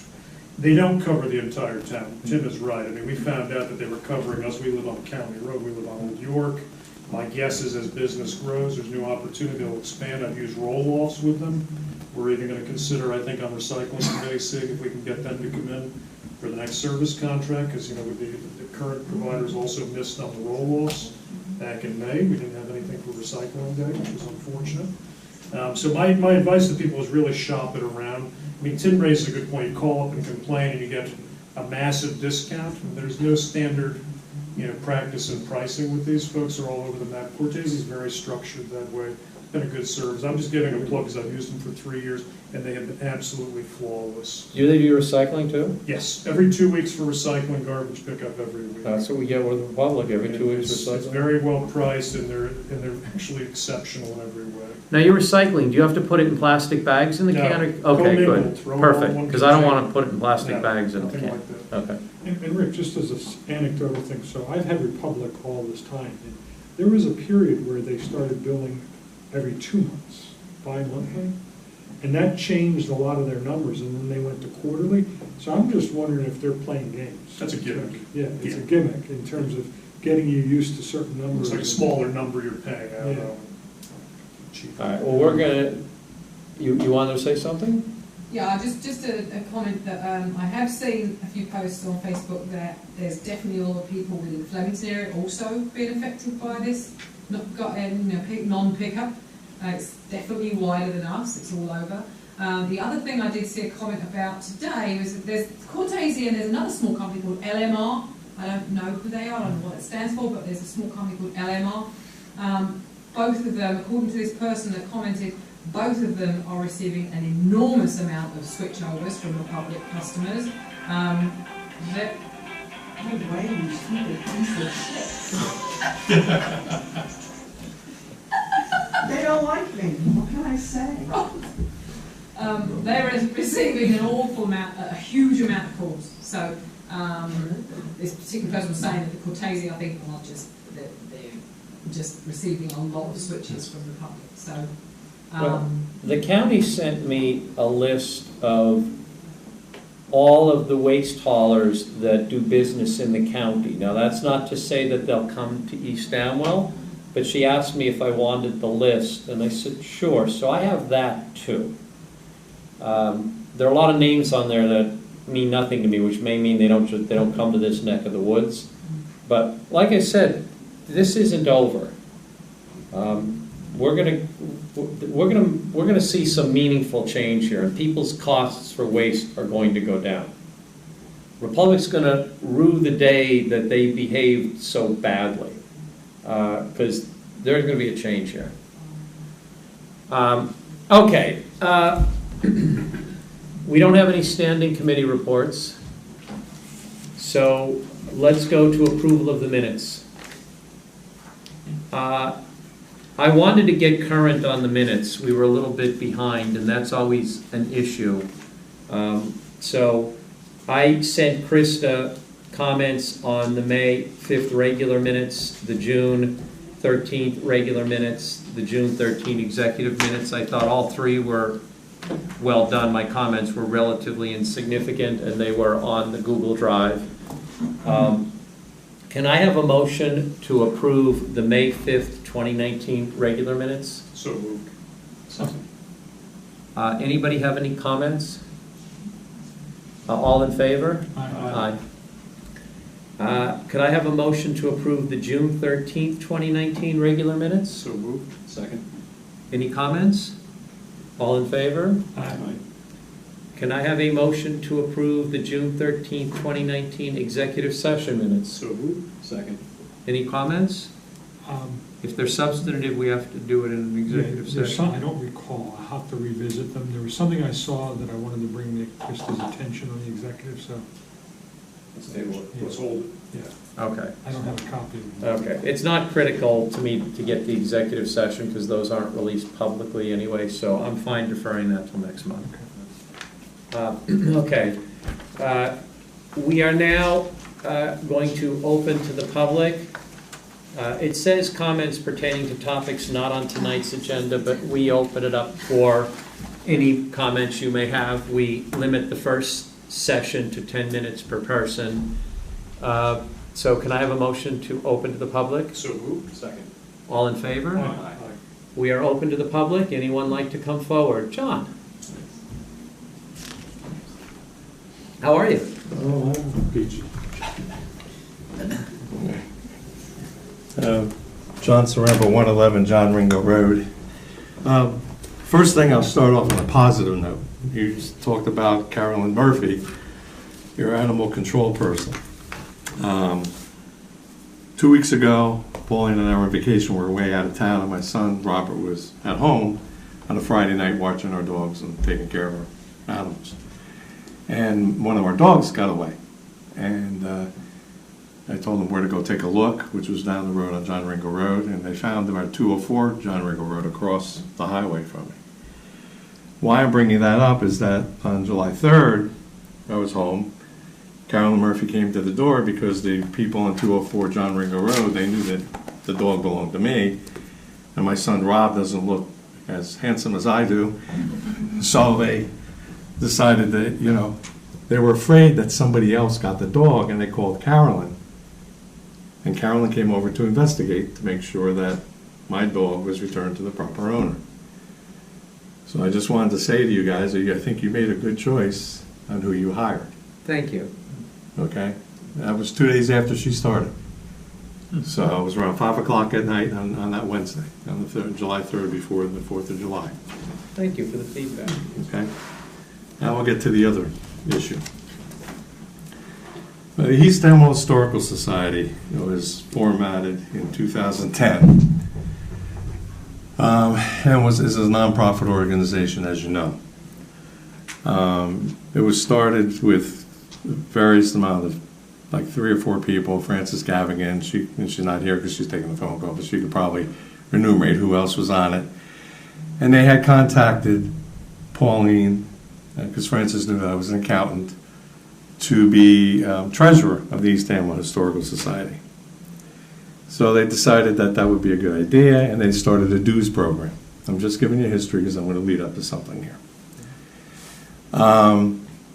They paid dues. They then contacted, because I was a CPA, they then contacted me because I knew how to format a 501c3, because I do the 104H Fair books. I'm their accountant. I used to do the East Amwell Rescue Squad books. I do Three Bridges Fire Department and the House of New Beginnings in Flemington. So I'm very knowledgeable in the nonprofit. So I volunteered my time. They paid the $450 application fee out of their dues. And it took almost a year to get it approved, because at that time, when it was being done in 2011 and 12, that was the issue with the Obama administration because of the Republican places. Pauline was on the phone almost every week until it finally got approved. The Historical Society was running fine. It was doing very well. No issues going on. You had people resigning. There was different, clashes going on at that point, but nothing that got earth-shattering into slander or anything of that nature of an individual. Last spring, when the primaries were coming up, and Jeff, I always forget his last name, Keller, was running, Mr. Davidson decided that he was going to use the East Amwell Historical Society website to promote Mr. Keller. I, being the CPA at that time, told them that the nonprofit cannot do that. It's not a political organization. It did not register as a political organization, and its method, your application of what you're going to do, would not adhere to that. What happened after that is that Mr. Davidson started attacking my wife Pauline, who was the treasurer. Pauline then, in August, doing her fiduciary responsibility as treasurer, went to Mr. Davidson and said, "Jim, you are spending money with a debit card. I have no proof of what these expenses are.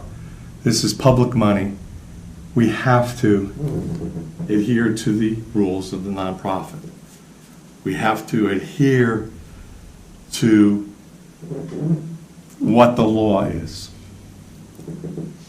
Mr. Davidson did not like that. I was invited to, the other factors were is that I was asking all through 2018 for an inventory of what is in the East Amwell Historical Museum, because when you're doing your tax returns, you must show an inventory. You must show where it was donated from, in-kind donations, different things of that nature. We were always told that yes, we were going to eventually get, never did. Well, the open house came about in September, and in the following, which I can read in the minutes because nonprofits' records are open to the public, in September 17th meeting, I was invited to discuss with Mr. Davidson the protocol that you need board approval to spend these expenses. My wife Pauline, who was treasurer, was very worried about what was going on because of her reputation. Not just that, but of the liability of approving expenses that were not board approved.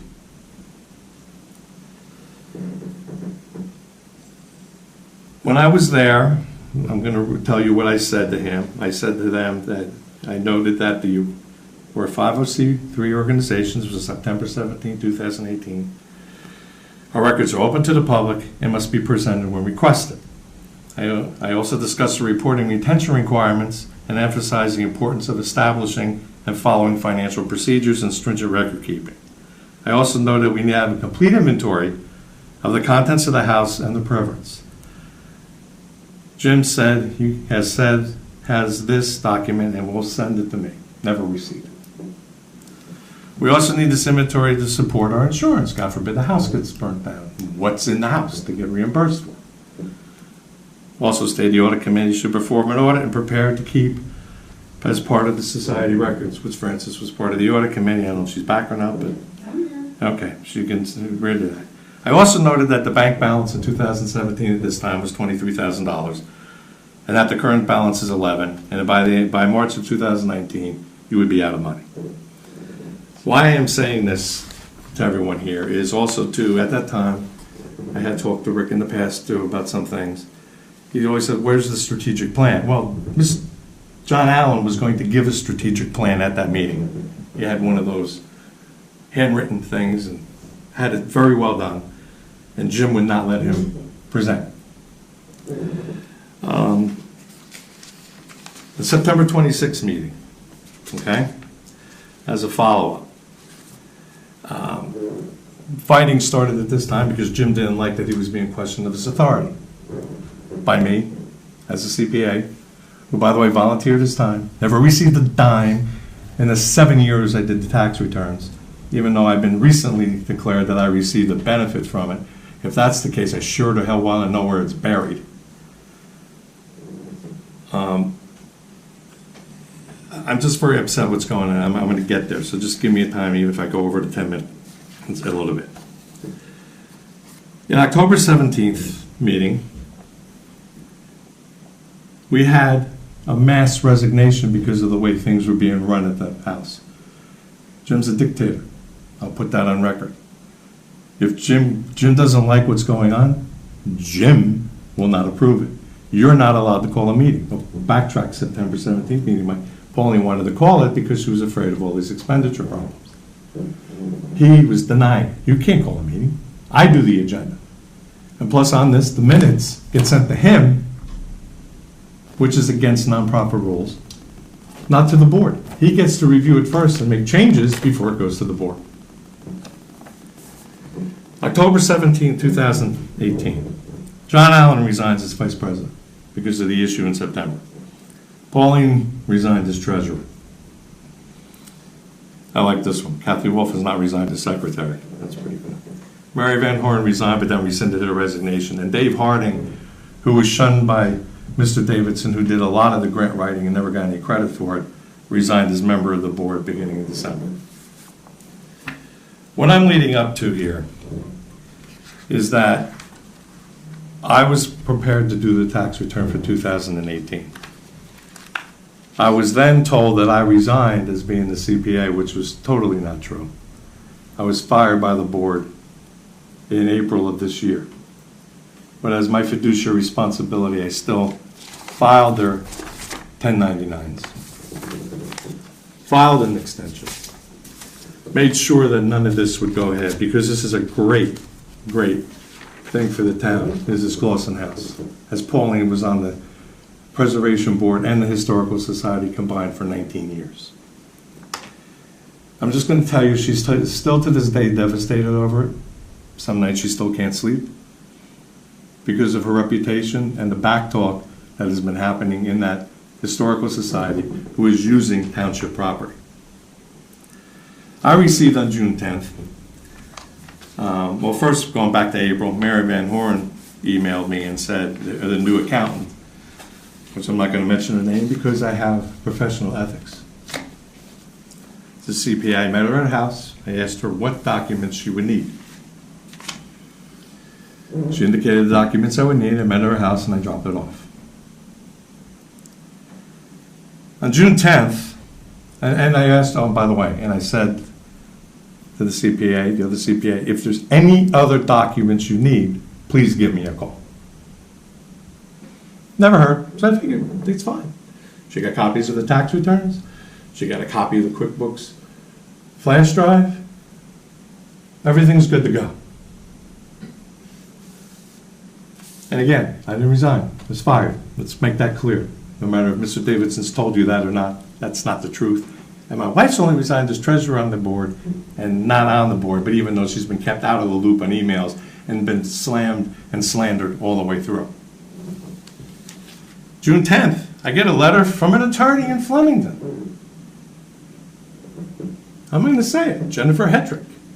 Mr. Saramba, your failure to turn over the tax return and other documents repeated requests for the same. These documents are the property, of course I know that.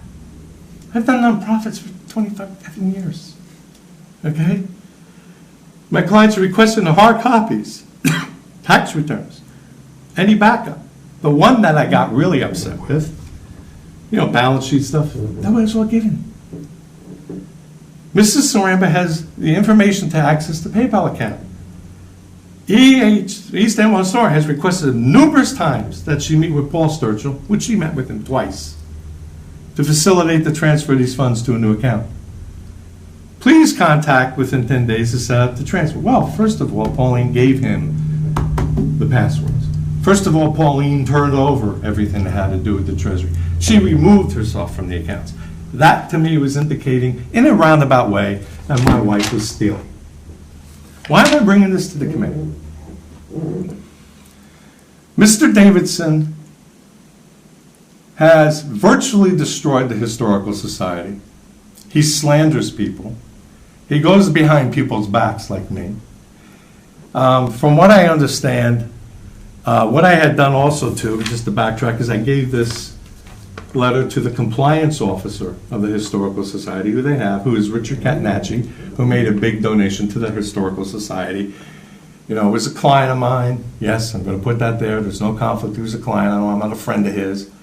But the fact of the matter is, Pauline's on the board. She gave it there because she was in tears when she saw this. 2 weeks ago, there was a meeting where the board, on June 26th, said that, I believe it was 2 weeks ago on Thursday, that the board voted to Mr. Davidson to have an apology sent to me and a retraction letter from the attorney that it was done incorrectly and that shouldn't have been done. And by the way, Mr. Davidson did not get board approval to hire the attorney, even though it's pro bono. He did it on his own accord. So in my opinion, the Historical Society board, the rest of them are off the case. This is a personal vendetta now. He was supposed to send an apology to me, and I was supposed to get a retracted letter. As of today in the mail, neither one of that has happened. You have a major issue with Mr. Davidson. And this is my CPA talking. Okay? This is my professionalism talking. People have resigned. David Deutsch, he was the compliance officer. He was going to be forced to try to get Frances thrown out, even though she was bringing up other problems at the point in time. Dave Harding, like I said, resigned. Mary Van Horn just resigned the other day. John Allen resigned, who was an integral part of the Historical Society. He's the Hunterdon County historian now. He loved being there. And I am talking for him. He resigned because he was degraded in that meeting when he put a lot of work into Mr. Wolf, your strategic plan. Patsy Van Iverson resigned. Alexis Andrew Cole resigned. I can go back even further. He's a bully. He slanders people. And he makes my professionalism. I had to give that letter to my E&O insurance, which is now going to go up. For what? 7 years of giving Pauline and I. Pauline would do 10 hours a week. 10 hours a week as a treasurer for this thing. And she gets slandered and lambasted and degraded because she questioned his authority on what to be spent, especially for the Fred Gardner art thing, because she was like, the expenses were over $2,000. And all the expenses were like over $2,000. There was Home Depot expenses that she was questioning because some of the bills were $1,500 to $1,800. All she wanted was an explanation. She's not accusing him of stealing. She just wants to do her fiduciary responsibility. And what does she get for it? Slander. A mockery. I've had enough of him. You have, as the township, a responsibility, because that is a nonprofit renting from township property. I actually am thinking of legal action. I don't know which way I'm going to go, because this has degraded my reputation, who the hell knows where, because he blabs all over the place, for something I did not do. And my wife Pauline did not do. He has to stop. And I hope you do something about it. Because if not, I'm going to have to do it legally.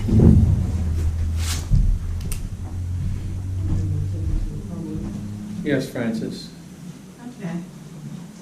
Francis Gavigan, 123 Wordsville Road. I think most of you realize that I'm not somebody who has much of a reverse gear. And if somebody tries to bully me or to pull something, I push harder. For the time, I, along with Pauline, were the ones, I'm an original member of whatever founding it back 10 years ago or whenever it was. But it's hung in there to try to get it going and getting it and all this stuff. What has devolved, and I can support John's statements, and I have my own view of it, and as you may have noticed over the years, I videotape stuff. When my BS detector is jingled, I either record it or I tape it. And there was a lot, I was the chair of the audit committee. And from my own concerns over, well, printing of this was all to the Buddy Network. And, oh, a restaurant here, or this, that, and the other. It was the emperor's environment. Bylaws didn't get updated, and then when they did, back with when Mr. Keller was on there were drafted and approved, and I was a minority, that essentially gave all power for anything to Mr. Davidson.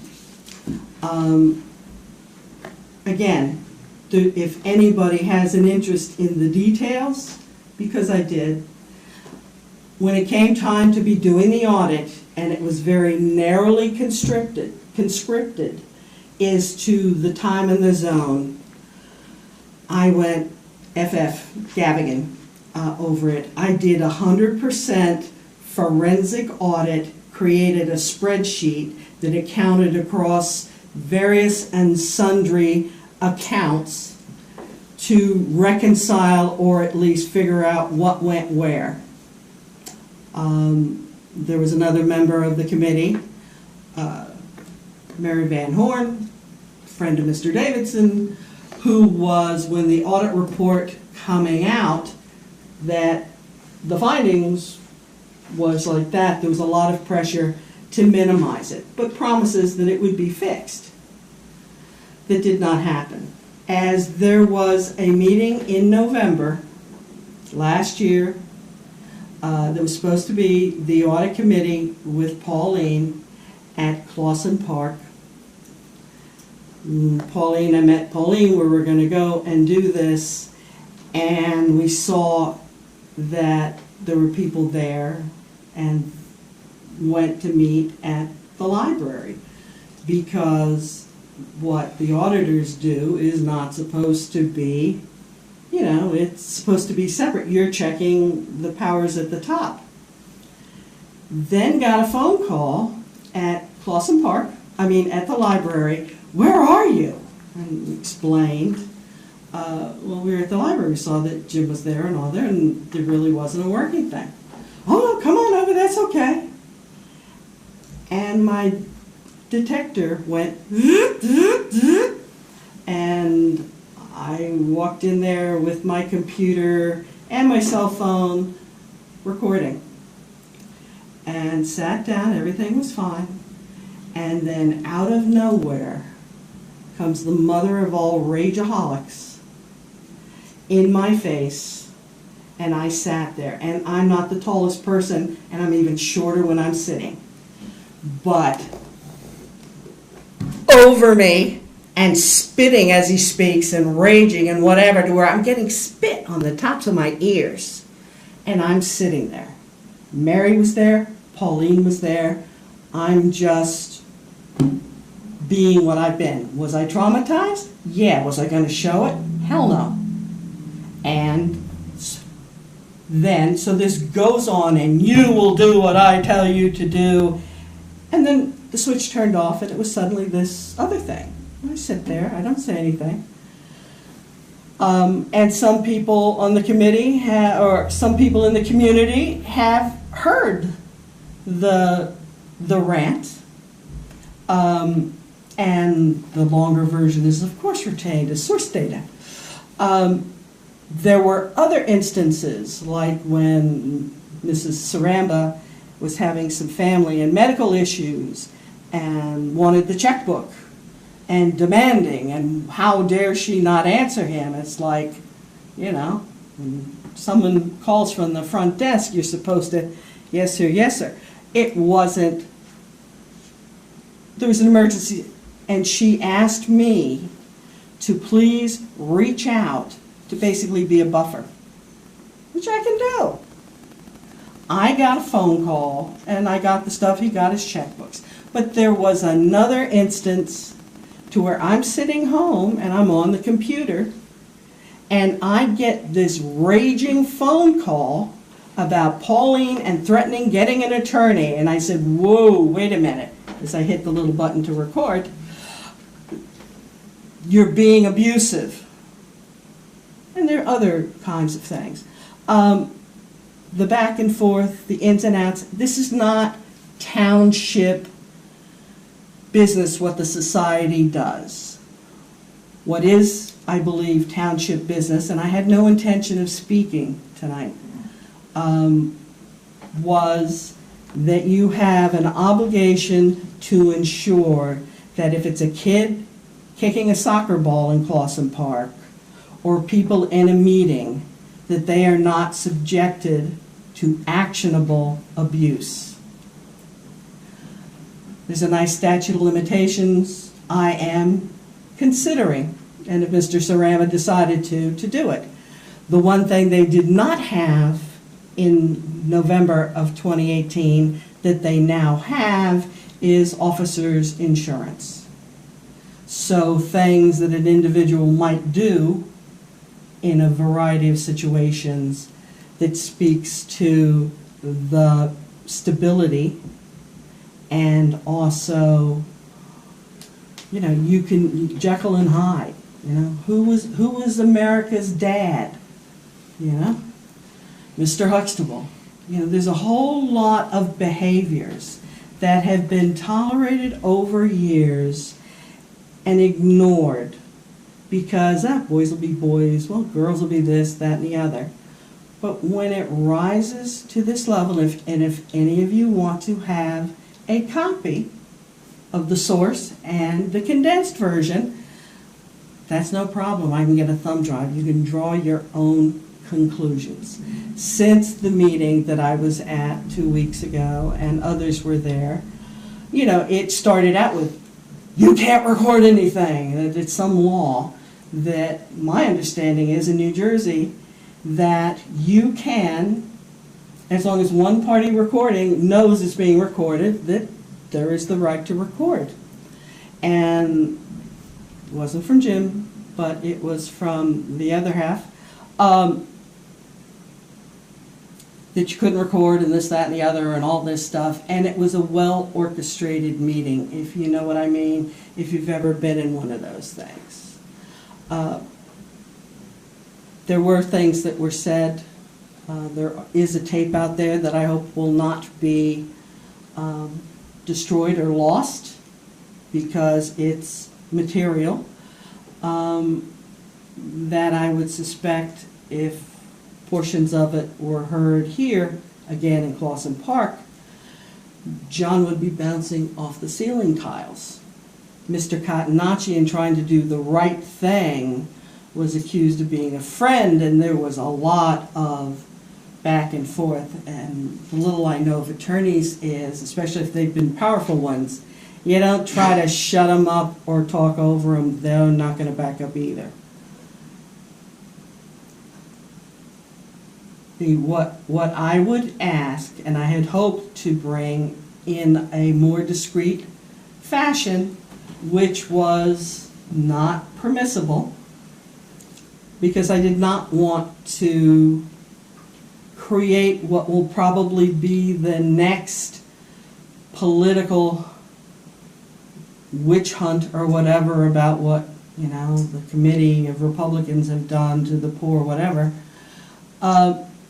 Not only what had happened, but also to bring a policy. I think it's East Brunswick has a policy of expected behaviors of people that are representing, even as a committee person or a chair. You know, the golden rule, but codified. Years ago, you were here, Tim, when we all had to have that training with Mr. Matheny, and I don't know whatever happened to that.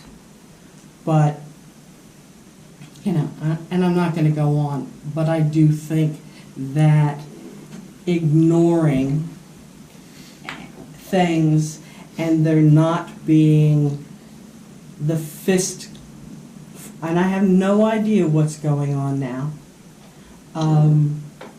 but, you know, and trying to run me off, yeah.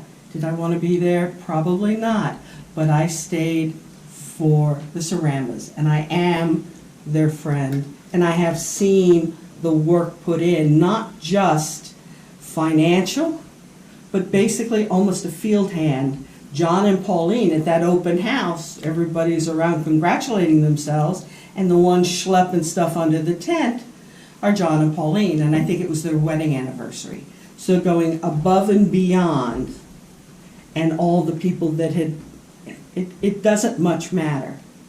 The triggering point for the rage was apparently a statement I had made, and again, all that, I had mentioned after a meeting, yeah, Mayor Wolf, hey, the audit's complete. Going out, just, you know, one thing we got to do, because there'd been discussions at different times about the plan and this, that, and the other, is need to keep an eye on things. That's not revealing audit findings or whatever. And then what was said was just, it was pathological, but it was not isolated, because a friend of mine who had been, and I won't go into any further than that, was a recipient of a similar rage dominance episode. You know, Bayonne came out, and so there was some reverse gears and things in that regard. I suspect if one were to look closely, there would be a lot more history to be discovered. Not my indications. Anyway. Thank you. All right. Anyway, fix the problem, clean the house, make a viable historical society that people will want to be there. Anyone else from the public like to speak? Motion to close to the public? So moved. Second. All in favor? Aye.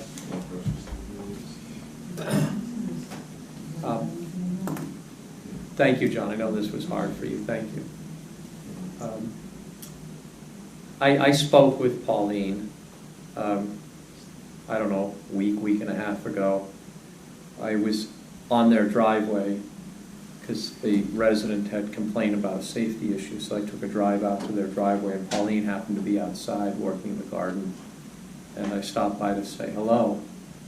And John is not exaggerating the emotional impact that this has had on her. If anything, he's understating it. The emotional impact on Pauline has been very significant at a time when she's had a number of other personal issues. So I appreciate you coming in. Thank you. Okay. Can I just ask one question, not to get into it? What authority does the township committee have as it relates to this entity, the Historical Society? Well, I understand the house, they rent the house, but the operations and management and governance, do we have any authority? well, they don't rent the house. There is an informal arrangement, basically, that allows the Historical Society to operate the East Amwell Museum. This has all been very loose. There's really nothing in writing. It just sort of evolved. we don't have any control over the Historical Society per se. It is not an arm of the town. It's a 501c3. It's a tax-exempt organization. It is not part of the town. Frances had requested to have an executive session on this. That's what she was referring to earlier. After some discussion with council on this, we concluded that under the Open Public Meetings Act, we could not have an executive session on this because it is not something that is an arm of the township, that we can only discuss these sorts of issues in public. The Historic Preservation Committee, that is in fact an arm of the township. But to answer your question, the Historical Society is not an arm of the township. I'm not sure what to do about this. I think this is something we have to let settle in a little bit and maybe have some further discussion and figure out what the township is going to do. I don't know that I have anything more to say at this point. I would think we would need to, at the very least, at some point in time, get some sort of written agreement regarding their operation of Possum House at the very least, regardless of whatever, anything else that happens. Is that on that? Well, look, one of the things that's concerned me, and I have had discussions with Jim Davidson about this, is the fact that there's a lot of township money that went into Clausen House, and it's being operated by an organization that's not an arm of the township. And that raises issues about funds. You know, if there's a fundraiser there, where should that money go? Does it go to the Historical Society? Does it go to the township? Because there are costs that we're incurring to keep the house up and running. And, you know, it is something that I think needs to be sorted through. You know, there was a full court press done to get the museum up and running because having it sitting there stagnant wasn't doing any good. It was just costing us money. So there was a full court press to get the renovation finished, get the museum up and running, get fundraisers, start raising money so that the museum can hopefully become self-sustaining. And as I've said in the past, the fundraisers have actually been successful, and it's now the museum's raising funds. And it is paying some of its own expenses, and we're still paying some, but we're now at a point where we're not footing the entire bill. The museum is becoming self-sustaining. We do need a strategic plan. You've been asking for that for 1.5 years, and that can got kicked down the road because the goal was to get the museum done and up and running, and we wanted to keep everybody focused on that, but it is now done and up and running, and there should be a strategic plan. And as part of that, I think we as the committee need to figure out what is the appropriate way to run the museum. It is a bit disconcerting to have it run by an organization over which technically we have no control. Obviously, what John and Francis discussed here tonight requires us to delve into this more. And formalize more the operations of this museum. So, like I said, I don't know that I have much more to add. This requires some thought. Yeah. Not tonight anyway. I think it warrants follow-up. And John, I appreciate your comments. That's new information for me. Yeah. So I'm going to take some time to process it, but I think we need to have some further discussion. It's very concerning on several levels. Yeah. It's very rough 8 months. Yeah. I can appreciate that. Question: who or what owns the artifacts that are in the museum, or are they split between multiple parties? Well, we own, the Quick Collection is the township's property. But the rest, that gets interesting because most of what you see in there was donated. I think people envision that being part of the museum, even though it was donated to the Historical Society. It was donated to the Historical Society because people could get deductions, because it's a 501c3. So technically it was donated to the Historical Society, but if you talk to the people who were donating it, and Mr. Catanacci, as was mentioned, donated a lot. Over 30K. Yeah, I think if you asked him what he thought he was doing, he would say, well, that's to the museum.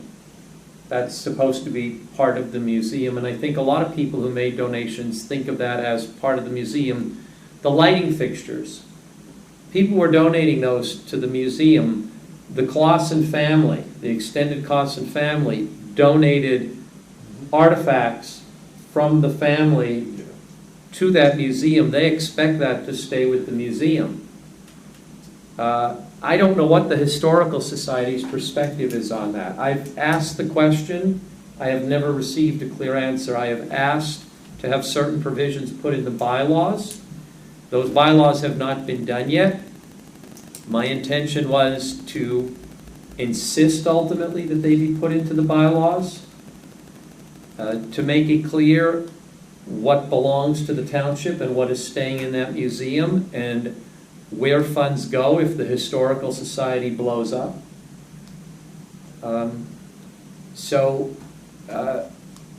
think we're at the point now where we really do need to formalize this, in a way that protects the interests of the township in this museum. We put a lot of money into this museum. And we also got a lot of grants for this museum, and John is correct that there were people who worked really hard on getting those grants. That money didn't just fall into our lap.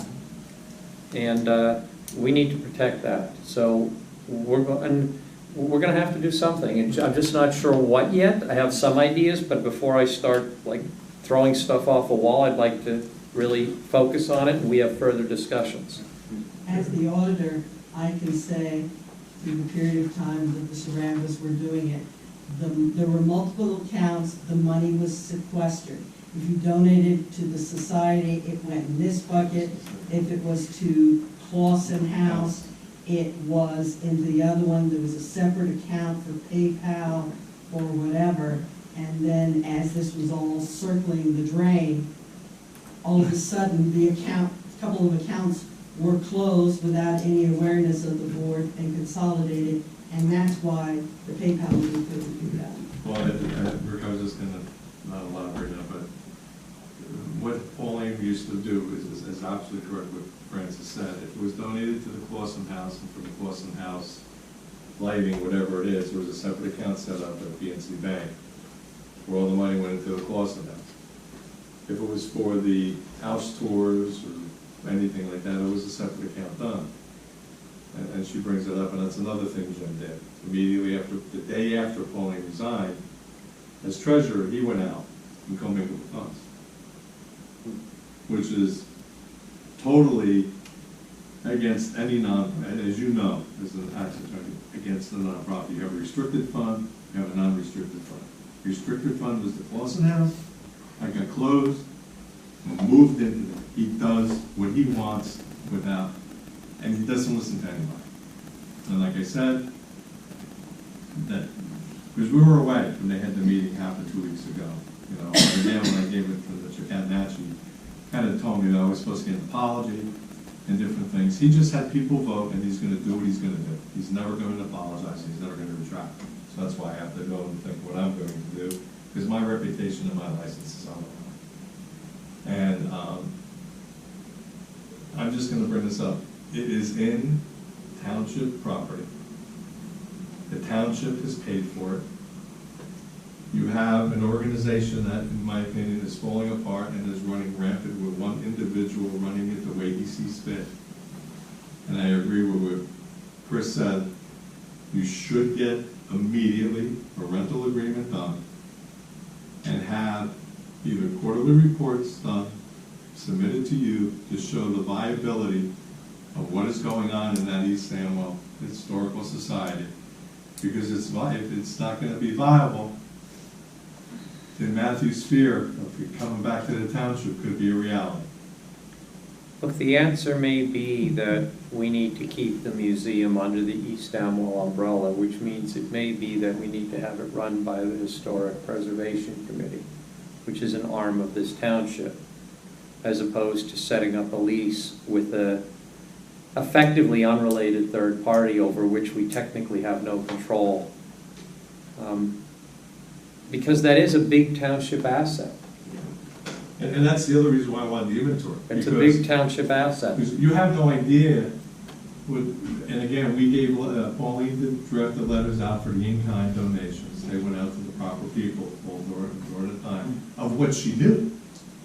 But it turns out there was, that's why I was adamant for the inventory in 2018, and that's probably why I was canned as a CPA. I wanted to see, to make sure that we gave out the proper donation letters. Because if you have a person who's out there doing their tax return and filing and saying, I gave to the East Amwell Historical Society, the IRS could take a look at it and say, okay, well, let's take a look at the 990 return, even though we're a small little peon nonprofit. And if it doesn't match, there's issues with the tax return that's being filed.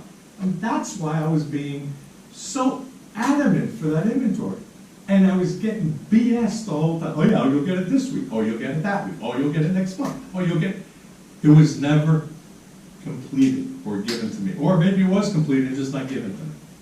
And then before I could get the tax return done in April 24th, I was canned. Okay? So, but I did, like I said, did my due diligence. I put an extension on for them up to November. And I am not going to have my reputation as a CPA, especially when I deal with a big major nonprofit like the 4-H fair, get tarnished. And again, that was for the township too, because we wanted to see what is township property, what is East Amwell historical property.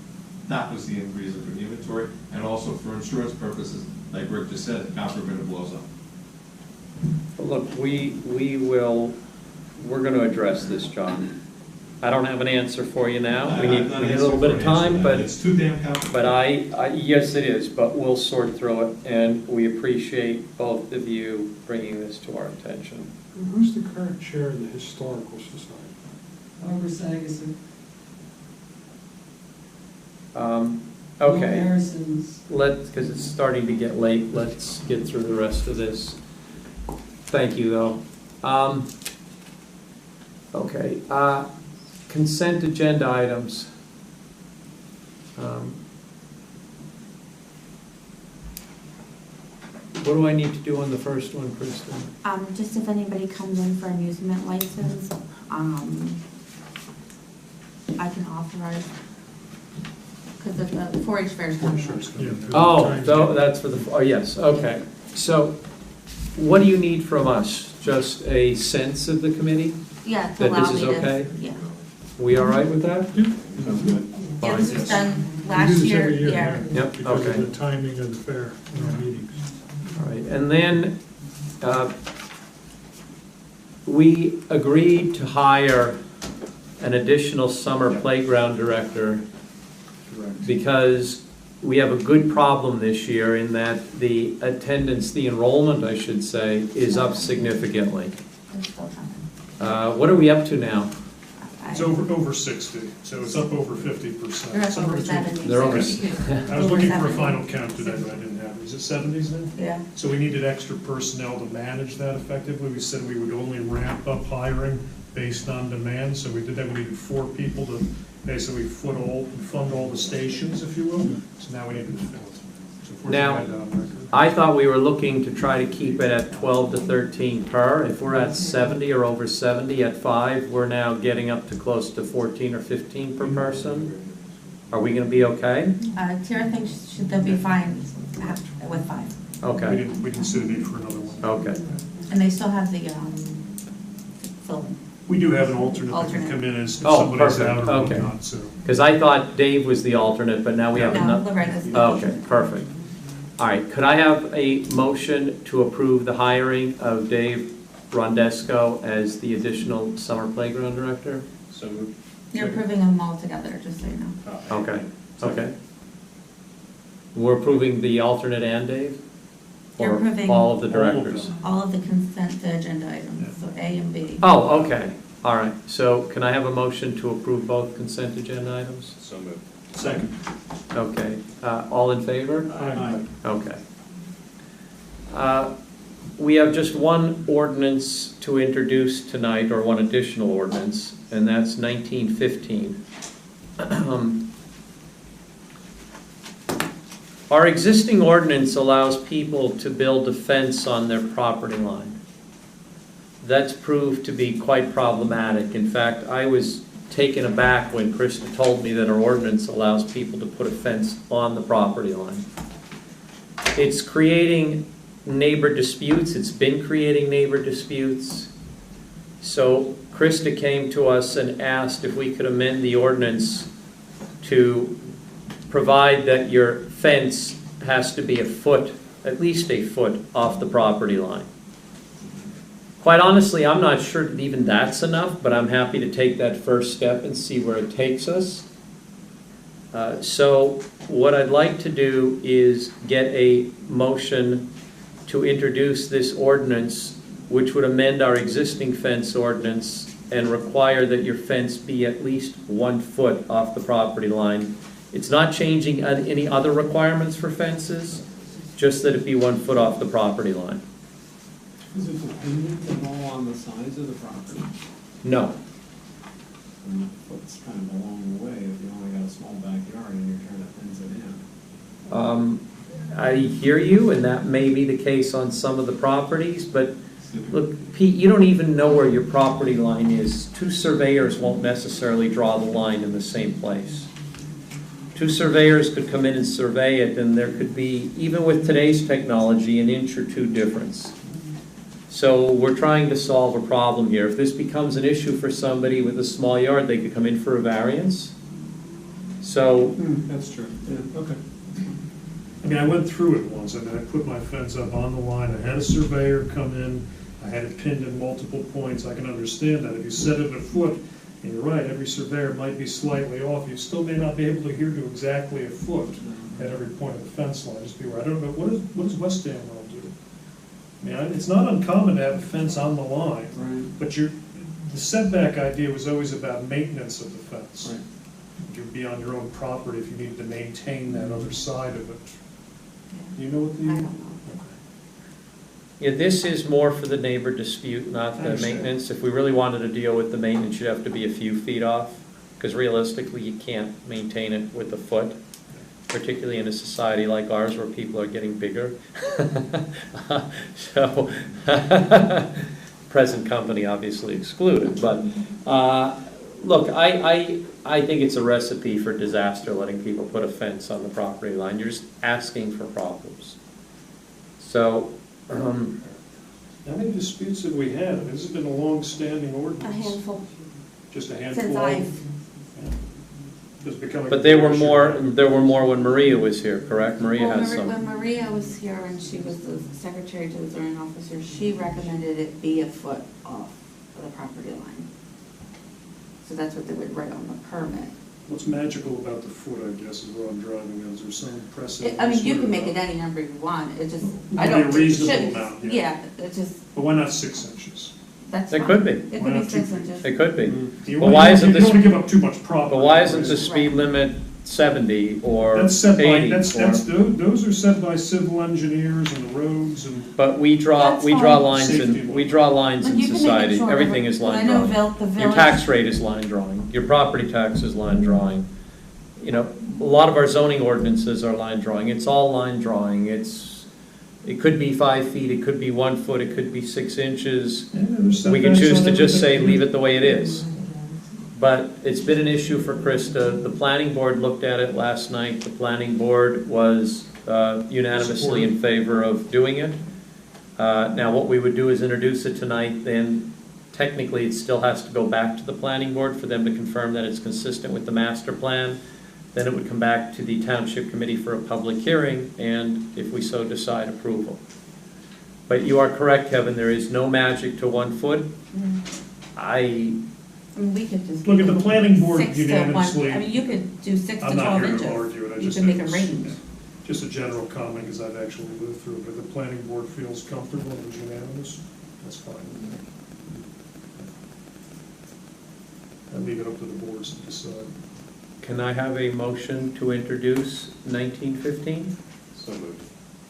Can I have a second? Any further discussion? All in favor? Aye. Perfect. Then this will go back to the planning board in their August meeting. Their August meeting is actually after our August meeting because it's one of those months where we meet first. So we may talk about having a special township committee meeting to approve this in August. We'll see. But in any event, because there's some desire to get this approved as soon as possible and put an end to what Krista's been dealing with, but we'll work that out. Okay, there are no special committee reports. Unfinished business. Correct. Chris has an interview. Yeah. Do you think we can move that? Oh, do we have an interview? Yeah. I didn't know we had an interview. Ah. Oh, well, let's move it up. I would have moved it up a long time ago if okay, I don't want somebody sitting here. I would have moved it up to before the first. Jim, if you want to come on up. Yeah. Oh, okay. We apologize for the, for tracking the wait here. I appreciate you coming out. No, I'm sorry. I would have moved this up Yeah. much further and not made you sit through all of this. Been through many board meetings. So let me pull up my notes. So this is Jim Houston, right? Yes, that's correct. So Jim reached out to me after I put an article in the VIP looking for Drinkus Village committee members. Oh, good. And I think Jim is very well qualified for this position. And, you know, I invited him here to talk a little bit about himself, and hopefully we can appoint him tonight. Great. So Jim, if you just want to give us a Well, my wife and I moved into town 2 years ago, this past June 1st, and we really love the town. We used to live in Hunter County years ago up in California, but we were really interested in the village and how it looks and how it works. Traffic, parking, a lot of different things. And when I read Chris's article, it really it hit home. So we need to get involved and see if we can help. So I've been involved in development for many years as a municipal engineer, land surveyor, planner. I've been an engineer for a planning board, zoning board, redevelopment agency for over 15 years, just this past 15 years. So, and I've done a number of projects in town many years ago as well, development projects. So I think I have a good sense of what makes sense, what works, what doesn't, how to work things out, and I'm interested in helping. What projects did you do in town? Remember the Lackameyer Chicken Farm? No, I'm too new to East Amwell. That was the biggest thorn in the town's side back 30, 40 years ago. It took 100 and some acres, it was a 5-acre zone, I think, and created 10-acre lots. And I got rid of the chicken farm, which was a real nuisance to the township. That was just one subdivision. I worked on the golf course, I did the drainage and grading design for that many years ago. At the Ridge? Yes. And you're a planner also? Yes, licensed planner, surveyor, and engineer, certified municipal engineer, floodplain manager. And you live right in the village? I live at 5 John Ringo Road next to the county library, South Bridge. Oh, okay, okay. Told you it was good. Wear a lot of hats, a lot of skills. Do you agree with the mayor's comments since you're a surveyor? I was, if he opened it to the public, I would have something to say. Okay, okay. Which Just comments? interject About the distance off the property line. that. Yeah. Oh, And would you get the same results from two surveyors? Yeah. and what are your thoughts on that? Well, has council been counseled on or interviewed on the public boundary law about fencing your property, your boundaries, maintaining your boundaries? Has council been talked to about that? You mean, has the planning board? No, is the public realty law been reviewed in terms of the ability to fence your property, to maintain your boundaries, to know where your boundaries are, and put the limit on your boundary line? That's been age-old allowance. Split rail fences, stone fences, everything is on the line. As a surveyor, when you have an offset, that throws things off. and it can't easily. But I I understand the same point too. No, but Fences have to be maintained. You know. I'm smiling because I know exactly what you're saying. I have 94 acres here, and a lot of the survey is tied to fence rails Yeah. that are still there. In the old colonial days, when they had the Virginia fence, if you will, the zigzag rails, the center where the stones were placed to stack the rails, that was online. But those were different times. No, of course. You know, today, when I gotta had maintain your surveying work, fence. when we built the house, the surveyors don't even survey the way they used to. They all do it by GPS. Doesn't matter. They get it on the money. They may be an inch or two off. You'll never get the same, three surveyors put a marker in the same place, but they'll all be touching. Because they have to retrace the steps of the original surveyor to determine where that boundary is. And fence lines are key evidence. And are considered monuments So your in some foot cases. may be. So you're saying the foot may come back to haunt us someday? It shouldn't if the survey properly shows that, and that the owner and the adjoining owner understand that there's an offset. Because if you're saying that you think we're making a mistake I'm not with saying this you're making a ordinance. mistake, I'm saying you need to consider the real property boundary law. Has that been done? I don't know if Chris is, we should probably There's talk very, to there's Chris. very specific laws on that. So we should have had this interview earlier. 9 or so. Well, maybe.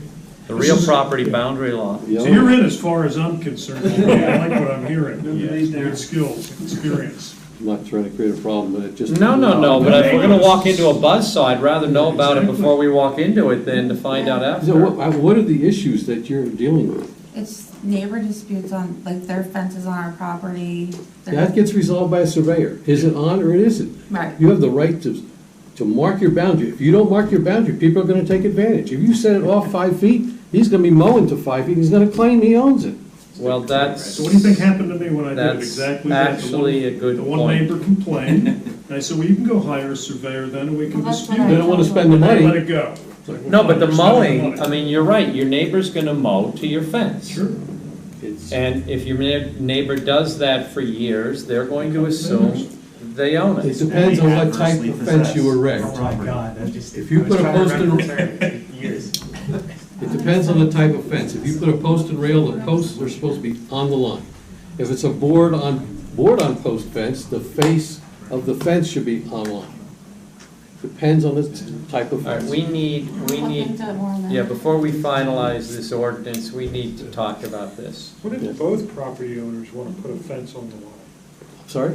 What if both property owners Well, want to put a fence on the line? that's the issue I'm line. having now. Yeah. They're both, They should get together and split the cost, but, I agree. but I've seen them put them side by side. I mean, it's touching each other. Both ways. It's not an easy thing, but Well, look, that's not an uncommon concept, because in New York City, where a foot of land is a fortune,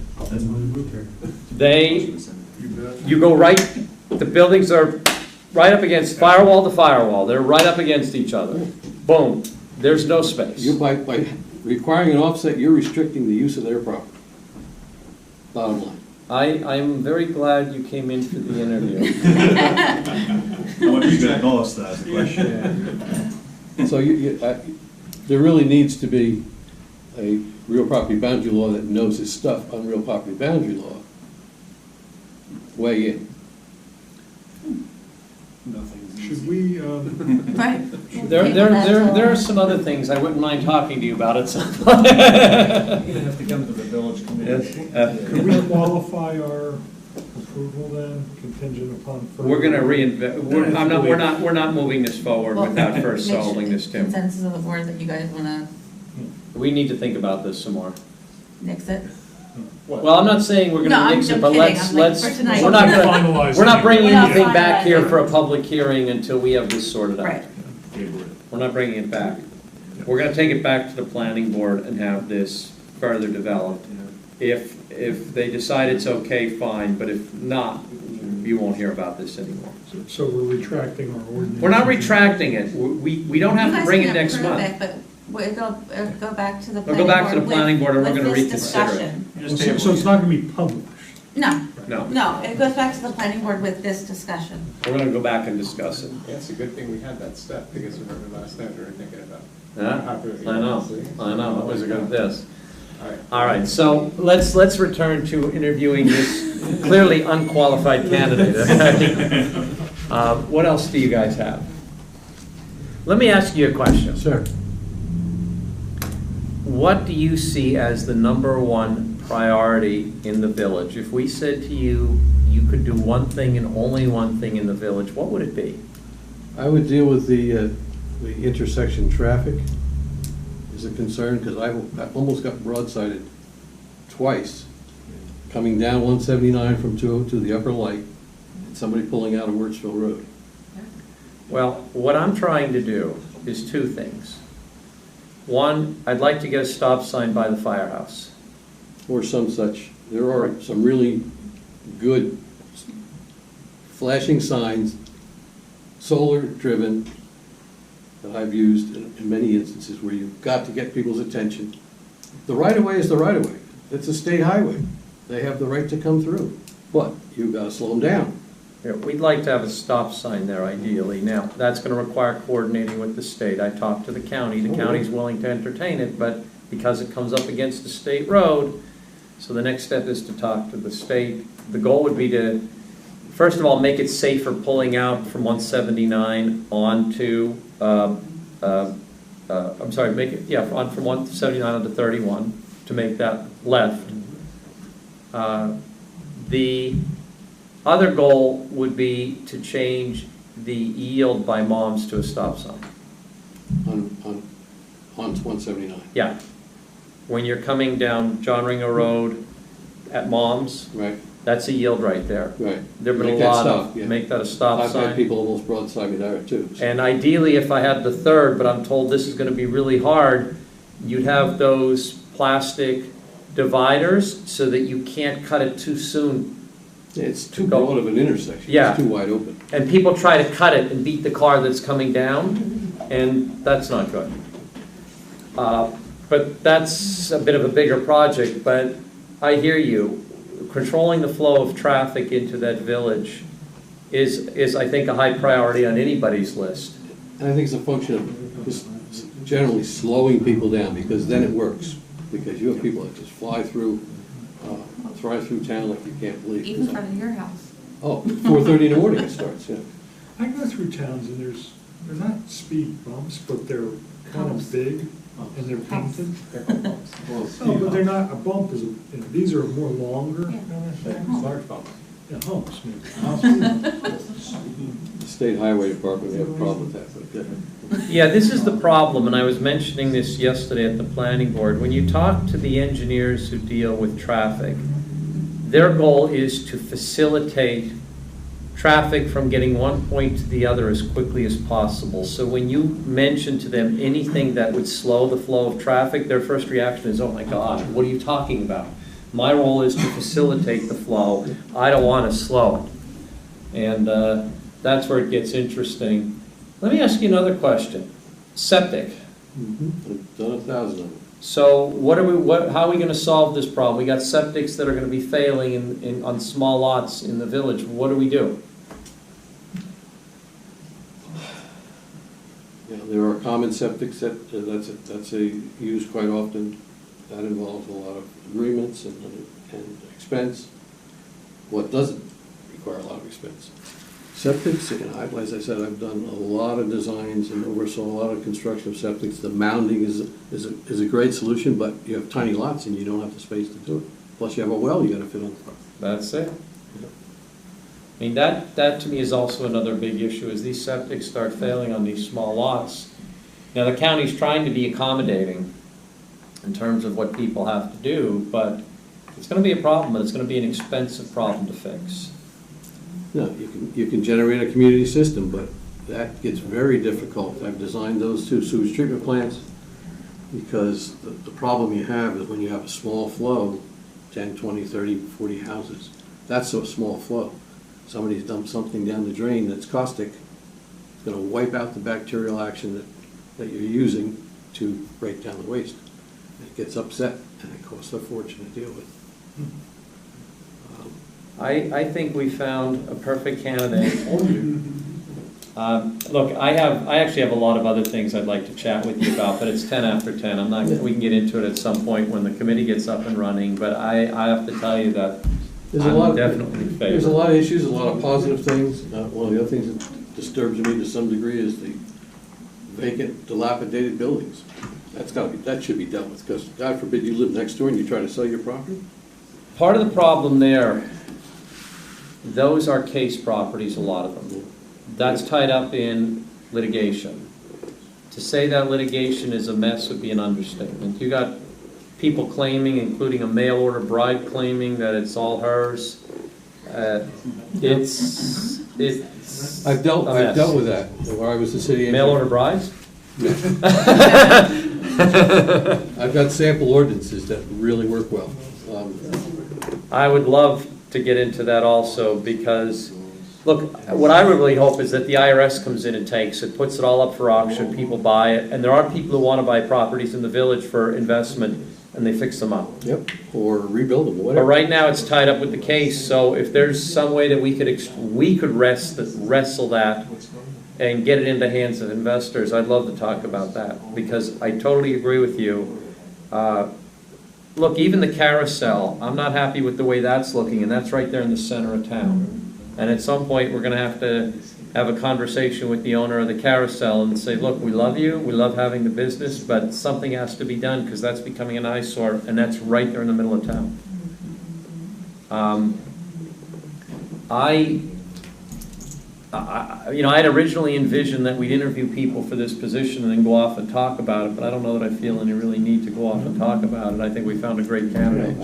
Welcome to the team. So, are we good? We need a resolution. Do we need a resolution? No, because it's Okay. I have one question. Chris mentioned there are other folks that are interested in being on this committee. Are there? Yes. Yeah. Okay. So I had somebody else actually slated for tonight. Oh, okay. And she had a death in the family, so. Oh, gosh. Yeah.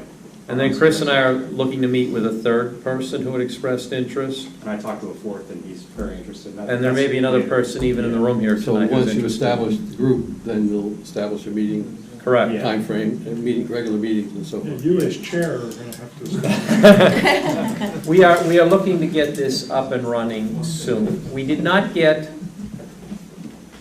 the reaction from the people in the village that we had hoped. We thought there would be a lot of people in the village coming forward to volunteer. So if we need to, we may amend the ordinance to expand the definition of the village, because there are some other people who expressed interest who are technically not in the village the way it's defined in the ordinance. Right. But this was always a high priority to get this committee up and running, and we're going to get it up and running soon. And we want to get it up and running in a way where it's not destined to fail, because we don't want to get people's hopes up in the village that something's going to happen and then nothing happens. I don't want to initiate a committee that's not going to go anywhere. So we want to make sure we get good people who are going to work and try to make some progress. And the township committee will do whatever we can to back you. And there are some other people who are investing in East Amwell who also will do what they can to back improving the village. So there is an opportunity to get something done. It just takes the right people on the committee, and clearly we found one of the right people. I have certain experience. I also have resources. I mean, I'm semi-retired. I work part-time, but still with the same firm, Bowler Engineering. And I have a lot of resources: surveying, traffic, environmental, geotech. Do you have any appetite to be on any other committee in the township? One at a time. Okay. It's a good answer. The reason I'm asking is we do have a slot or two, I believe, open on the planning board. And if you had a desire at some point, you might be a great candidate for our planning board. We merged our planning and zoning board of adjustment. So we have a land use board. And it's a good group because we have a diverse group of skills. And your skill set would be ideal. So I just plant the seed. I'm not looking to pressure you, but if you decide that you have an interest, please let me know. because I know we have at least one slot. We might have two. I'd have to go back and look at my chart, but I know we have at least one slot open on the planning board. How many members are there on the board? Nine and four. Nine Four alternates? regular, 4. We only have 8 now, 8 regular. Well, We no, don't but have we class have 2. 9 slots though. Open. We have 9 Right. slots. Right. We're a 9-person board with 4 alternates. And we When only we have combined, 2 we went to 9 and 4. We only have 2 alternates. We have 2 alternates open, and then we have the class 2 open, which I'm hoping to fill soon. I have to talk to a candidate tomorrow, but think about it. If you have an interest, let us know. I'm not looking to overload your plate, but you have a skill set that I think would be great for the planning board. Okay, thank you. Thanks for coming in. Thank you so much. Appreciate your All right. interest. I apologize for the wait, did not realize. That's very interesting. Yeah. Not a problem. There's never a dull moment in these meetings, you know. No, normally we push them, anymore when we have interviews, we typically push them to the front. We just modify the agenda so people don't have to sit till 10 o'clock to get interviewed. That's fine. Okay, thank you. Have a good night. Take care. I'll be in touch. All right. Couple of things on unfinished business. Okay, so since I want you around for the Clausen Park fees, I'll do B first. Update regarding the parking at the post office. The issue that I am getting the most emails on these days is the parking at the post office. And I am getting emails not only from residents but from non-residents. So we've made the post office parking situation a high priority. We have a trifurcated approach that we are taking to try to remedy the parking. Number one, we are trying to get the state to eliminate part of the bike path so we can get on-street parking back. I spoke to someone at the state. They said if I wrote a letter asking them, they would entertain it. They said if that letter was accompanied by a letter from an engineer, that would have even a greater chance. So I brought our engineer out, Bill Burr. He wrote a letter, I wrote a letter. We submitted them about a week ago. His letter was very good. He also has a partner who has a working relationship with the person at the state who makes these sorts of decisions, or at least has significant influence, so there's already been some discussions. So we are moderately optimistic that the state is going to accommodate us, at least to some degree, in unwinding the bike path and restoring some of the on-street parking. So that's part one.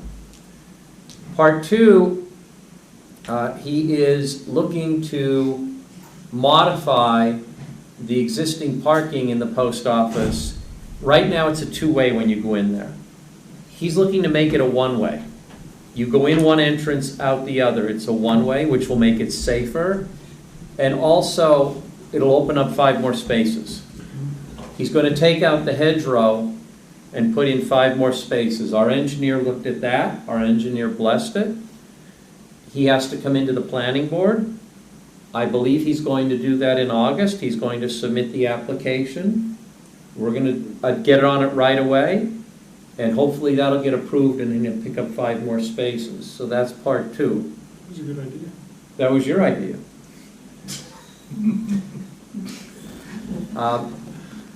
Part three is he bought what's called the bank building. The building on the corner of 179 and Boss. That has 13 parking spaces. He is looking to take out the addition on the back of that building and create 7 more. Our Historic Preservation Committee is okay with that, removing that addition. So what he is looking to do is lop off the addition, keep the original house. I'm not sure what he's going to do with the original house. He's not quite sure what he's going to do. My guess is it's going to probably wind up being an office of some sort. Pardon? I heard a yoga studio. I heard a donut store. No. I'm not going to speculate. All I can tell you is I talked to the owner, and the owner told me he doesn't know what he's doing with it yet. So I don't know about a yoga studio or a donut store, but all I could say is, for right now, all I care about is the parking. So what he's looking to do is have 20 parking spaces there, and those parking spaces would be for the employees. Because the big problem we're having right now is, you go to that post office, every space is taken, but nobody's in the post office, which means the employees of the post office are taking all the spaces. Now, I also spoke to Dave Bond, and I'm trying to work out something temporarily with the fire company. So that may be a fourth prong as a temporary, but sort of the permanent has a three-prong approach.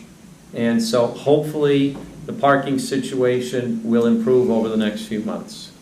And then I could check that off the list. So that's where we are on the post office. The Clausen Park fees. I've discussed this with Tim. Right now, if you want to rent the pavilion at Clausen Park, it costs you $100, plus you have to put up a $400 deposit. The $100 fee has been an impediment to people using the park, particularly not-for-profits. Krista gave me some statistics. Since we implemented the $100 fee, the usage has gone down noticeably. And we have to deposit the $500 check. Well, we're going to come to that. Okay. But, so, to make a long story short, I got some input from a local pastor, the Boy Scouts.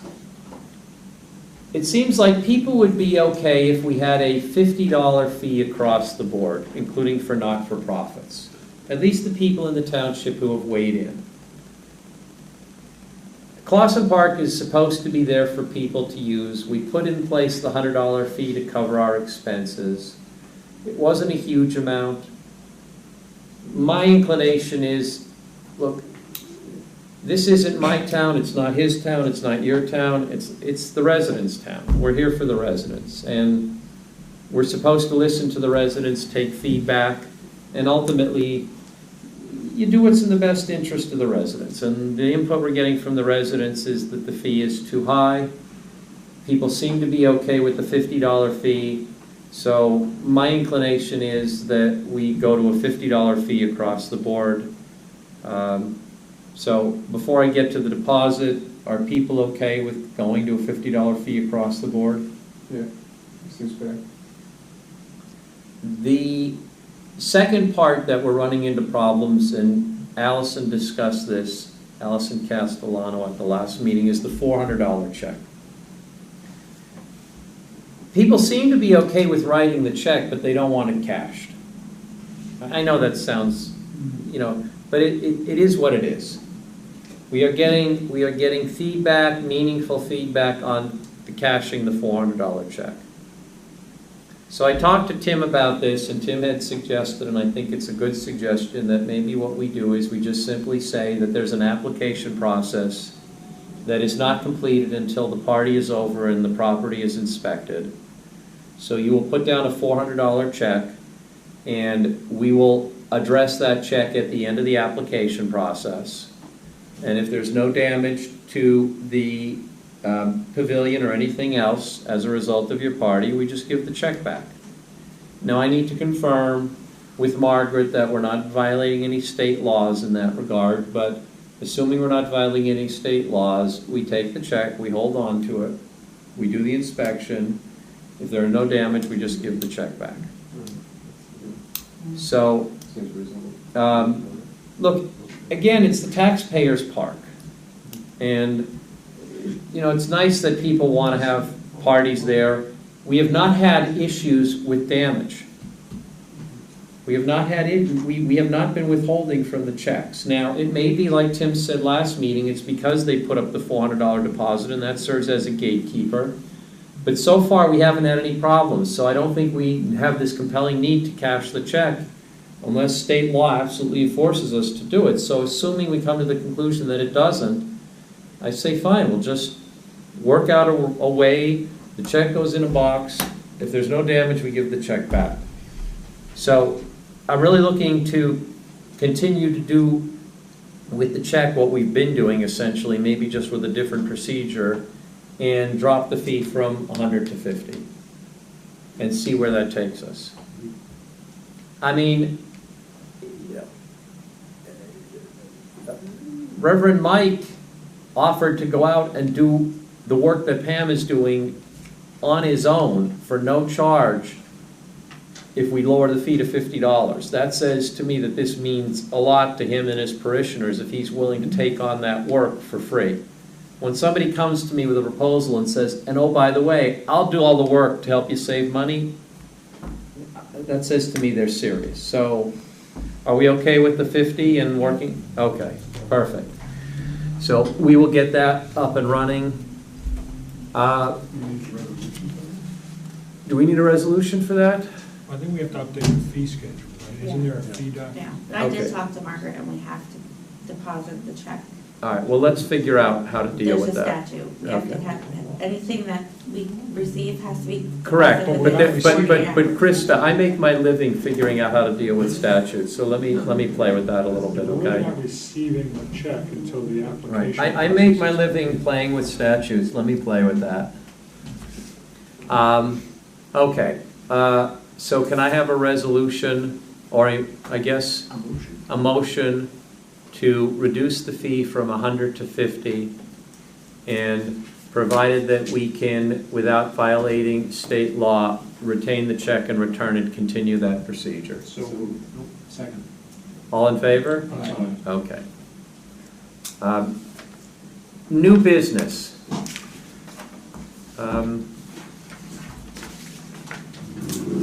I think we already, Chris, talked about the potential amendments to the Ringo's Village Advisory Committee ordinance. During the interview part? Yeah. Yeah, Was there anything else we needed to discuss? as far as, We were talking about having to, maybe having to Expand, amend the yeah. ordinance to expand the definition of village to open up participation to more people. yeah, But there wasn't anything else we were looking to amend, was there? no, I think that was Okay. as far as the scope of it. Okay, so B is done. Actually, I would add one thing, just Okay. because the kids came in earlier, maybe we want to also add youth members and possibly draft that park project into the Ringo's Village Committee. You know what I mean? We're trying to get. You know, it's involved. funny, because I added youth members to the other committees where I drafted the ordinance. We didn't do it on Ringo's Village? I don't remember. Okay. I don't know, we might not have. If not, we can. That's easy to do. Yeah. But If maybe- not, we'll amend we can amend the ordinance and add youth members. Yeah, but if not, maybe we wrap that policy sort of thing with students like the park in the scope of, at least operational later on, we wrap the park along with it. I'm okay with that. Yeah, I'm just spitballing ideas. You and I'll talk about it. Yeah, We'll we'll figure talk. out what we need to We'll do. figure something out. Okay. Summer hours. The employees made a request, which I think is a reasonable request, that during the months of July and August, they will work additional hours Monday through Thursday, and we will close the municipal building at noon on Fridays in July and August. There are a lot of businesses that do that close early on Friday in the summer. I'm in favor of this in large part because we have a really good staff right now who's working very hard. We went lean and mean over the last year. I mean, we really did cut the number of positions. We've saved a significant amount of money. The people who are here are working hard. I think a lot of our employees are probably being compensated at less than a market level. We're not in a position where we can throw additional dollars, but this is something that we can do to reward the employees that doesn't cost us anything. The work will still get done. I've been told that on Fridays in the summer, the municipal building is dead. You don't have anybody come in Friday afternoons. I caveated this by saying, look, if we get complaints from the residents, we're going to have to go back to the normal hours. But assuming we're not getting complaints, and assuming people are getting the work done Monday through Thursday, the additional hours, I'm okay with this. but I think it's a decision we need to make as a committee. And so I wanted to raise it this evening, because we're now into July, and we'd like to implement it if the committee is okay with it. You're smiling. Yeah, it's been something I've gone through my career for the last 25 years, companies having it, not having it.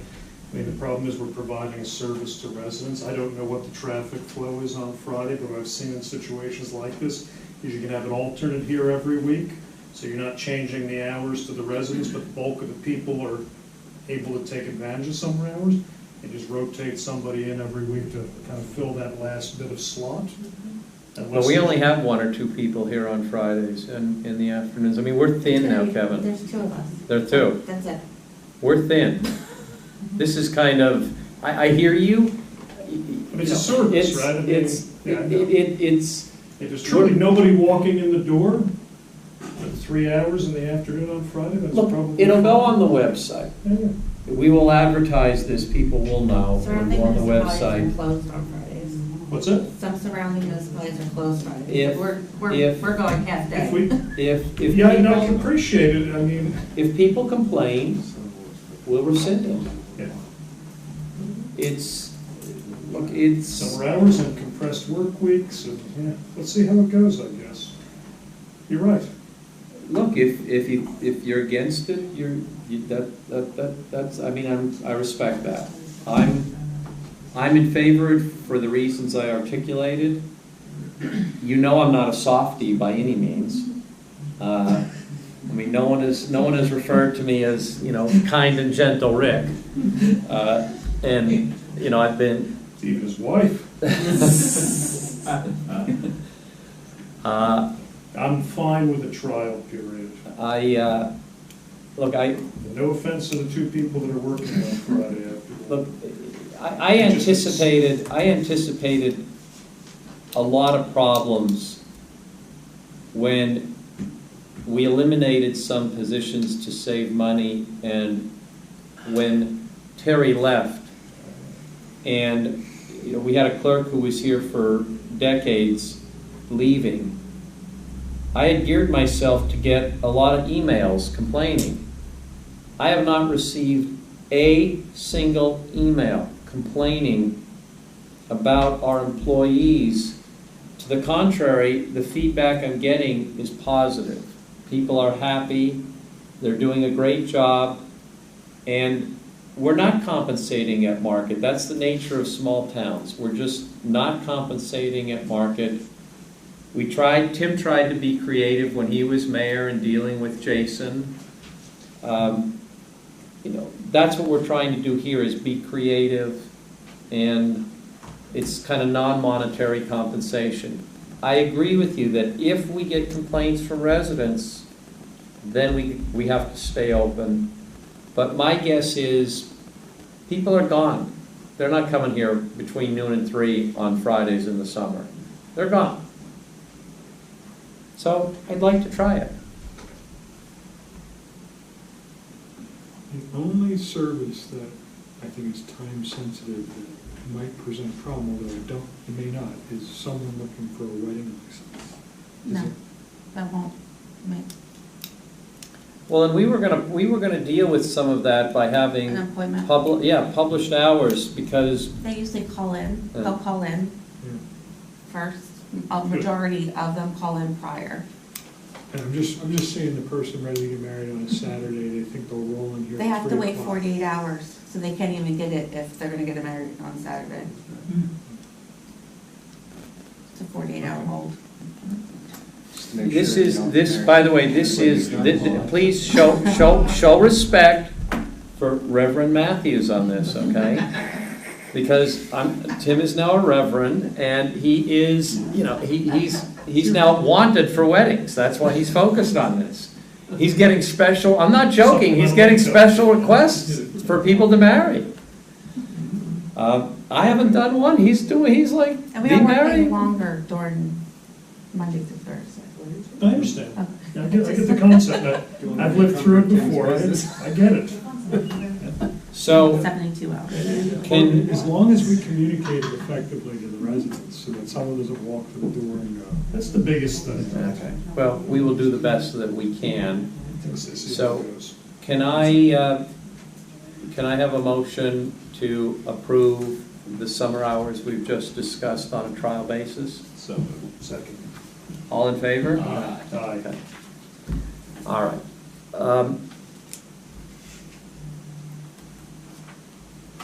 Noise complaints regarding the ridge at Back Brook. The second most complaints or emails that I'm getting, or not just emails, phone calls, are noise complaints with respect to the ridge at Back Brook. So Tam, Lee, and I did some homework. She did more than I did.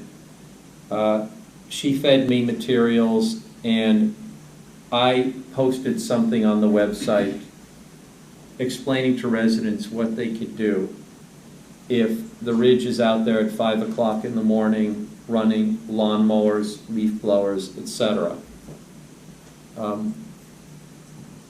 The state has a noise ordinance, and that's what's laid out in what I put on the website. The counties are charged with enforcing that noise ordinance. Hunterdon County does have a process which is laid out in what I put on the website. There is also the common law nuisance law. You could sue somebody as a nuisance.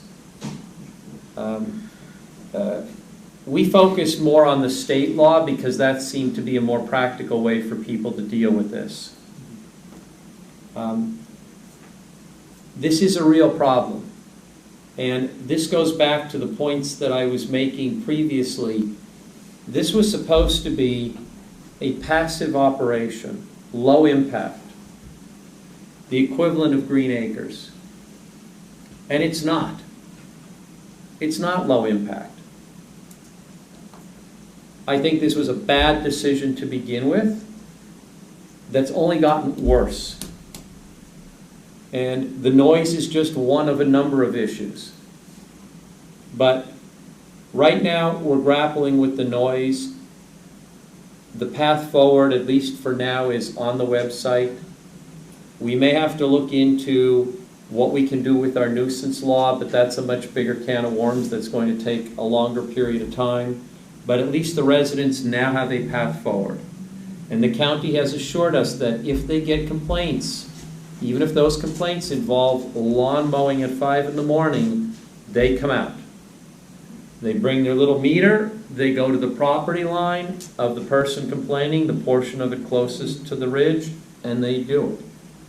If the ridge is violating the noise ordinance, it gets a warning. If it continues to violate, it's a $3,000 a day fine, and the county will impose the fine. So we'll see what happens. But I'm losing my patience with some of this. That's this disregard for your neighbors, for the residents, it's just not acceptable. And if it's one person complaining, you say, all right, when it's a number, and you've heard them, you've heard people here, it's a problem. And apparently, and I'm going to pin this down, there's been some intimidation, which to me is totally unacceptable. So this saga I'm sure is going to continue, but we took the first step forward. Last under new business is a resolution to approve submitting a grant and executing a contract with the NJDOT to improve Linvale Road. We've talked about this in the past. So can I have a motion to approve the submission of a grant application and a grant contract for Linvale Road? So moved. Can I have a second? I'll second. It says section 3, so this is It's for 2020. So this will be the final piece from 31 Yes. back to Mountain? Yes, I believe so. Did I get a second? Yep. Yes. Okay. All in favor? Aye. Okay. We will now have, can I have a motion to open to the public? So moved. Second? I second. Okay, all in favor? Aye. Okay, we are again open to the public. Allison?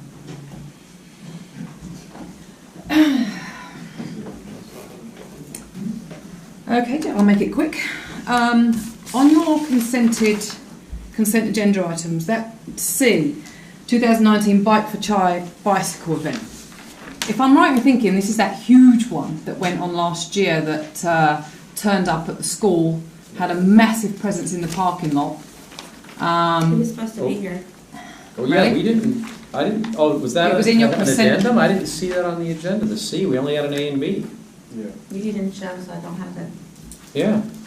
Oh. They didn't show up. Well, it's on the one at the back that I picked up. So, okay, so whether he's, I guess, if he's going to come, do you have any idea when that is? Give the date. Are you? Oh, I have is the that material you? here, I have. Oh, I'm sorry. Oh, okay. Okay. Oh, he's here. Okay. Oh. Do we want to? Yeah, let's Want go to to talk the about agenda this? items. Want to come and talk about this? Please. I'm sorry, somehow you were on theirs, but not on ours. We wouldn't have made you wait this long. That's okay. My name is Bob Bagamonic. I'm the event manager, one of the event managers for Bike for High. This is an event this is the 10th year of it happening. 10 years ago, it started with 46 gentlemen that raised $226,000. That money goes to Kai Lifeline, which is associated with the Children's Hospital of Philadelphia. It's like Ronald McDonald House. If you have a ill child that goes there, they provide rooms for you at a hotel, transportation back and forth to the hospital, provide food for you. It's a great experience. They also have a camp up in the above Glen Spey, New York, for these terminally ill children. This is our 10th year of doing this event. We have grown to 550 riders. These 550 riders this year will have a goal to raise $10 million. I do a lot of bicycle events.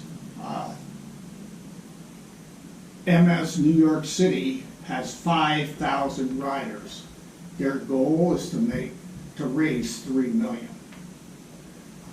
Of the 550 gentlemen that we have riding this year, 105 of these gentlemen have lost a child in this camp. And they are possessed to ride 100 miles for the first day. They ride from, we will leave Plainsboro, New Jersey, ride to Kalahari Resort in the Poconos. First day, 105 miles. The second day, they will ride 75 miles to the camp. Our entrance into camp is determined by the weather, the treatment that's going on at the camp for these children. We call it the most, excuse me, I get emotional every time that I think about the entrance into the camp, the greatest finish line in the world. You need a towel there to stop yourself from crying. That's how emotional it is. You see these children with, it's terrible. These riders are possessed. When at nighttime, our ride starts at 8 o'clock in the morning. At nighttime, I'm the road guy. I have to design this route, permit the route, make sure the riders are safe. at night, at 11 o'clock at night, I have to assign a vehicle to drive behind a man who is telling me, you'll have to kill me to get me off this bike. My son, what he went through is nothing that I can even think about. I'm riding. I'm not going to take his bike, but I provide this escort for him to get into camp. Now I know I can't tell you that I'm going to have 550 gentlemen that are going to be psyched out of their mind because they're at this hotel on a Monday night, right on a Tuesday, getting all pumped up to make this ride. Last year, pouring rain, these guys, 550 of them, pouring rain, standing out there waiting to go. And we release them, they go, and unfortunately, this area is 20 miles from the start. We release 100 riders at a time. They go, police are there to help us. We release 100 riders, we bring another 100 riders into the corral, we wait 5 minutes, we release them. The first group of riders, the first 100 riders that are released, the groups are designed by timing. So the riders in the beginning are riding 20 plus miles an hour, which means by the time the slowest rider gets started, the first group is almost 20 miles away. So when we come to East Amwell, our presence here in this town is probably going to be for about 2.5 hours as we go through. But as we get out further, our presence isn't as prominent as it is here. Last year, I was the event manager. I contacted the New Jersey State Police, all the townships, police jurisdictions, and notified all the police jurisdictions and some of the towns which requested it. My mistake, I requested the use of the school, had their permission. New Jersey State Police, Sargentsville, which has their own police department, but it's under the township of Delaware. Pardon? Delaware Township. Delaware Township. In that mess, in that tangle, I did not notify East Amwell. After the event, you sent me someone sent me an email and said, hey, you didn't notify us, please, next time do that. I did. I was here in February, and just trying to, I don't like to get too far ahead, because if a district says, oh, you can't go through our town, I gotta find another way to get around, and then it causes a lot of complication. So, my mistake last year, but that's my side of the story, and I'm asking the people here to understand that for 2.5 hours of one day in the middle of the week, please give these guys an opportunity to raise the money and help families that are going through this process now. What day is this? August 14th, Wednesday. So we might want to map this against the chip seal project, because we might be working on roads they're going to ride on. Well, I know what roads they're riding on. It gives it to you here. I don't think any of these are on the chip seal program. Now, the problem is this, it was bigger on the computer screen, but this map actually isn't complete, because you have it starting partially in East Amwell and ending partially in East Amwell, and you're actually going to cross through the entirety of East Amwell. But at least what's shown on here, it's not hitting any of the chip seal roads. Because it has it starting over on Rileyville and ending, believe it or not, literally at my farm. And my farm is not the end of East Amwell Township. I'm not sure how they're getting from my farm to the border of East Amwell, but we're not doing any chip seal over by my farm. I just don't know where they're coming from exactly here, but we could sort that out. But assuming it's not going to be an issue with the chip seal, I mean, do you have any issue with this? No, it's midweek, you said? Wednesday. Are you stopping at the school again? Yes, ma'am. So you come off work school? Yeah, I mean, it says here that they have the approval of the school. So if they're going to the school, then Yeah, we're coming right across Wurtsville. They're coming down Wardsville to the school. Yeah. So, I mean, look, you can't question the cause. And That's a worthy cause. to have 550 bikers raise that much money, I mean, quick math, it's almost $20,000 a biker. That's a hell of a lot. And they've never raised 10 million. It was just that it was a 10-year anniversary, and they said, our goal is 10 million. And they're going to do it. I mean, that's incredible.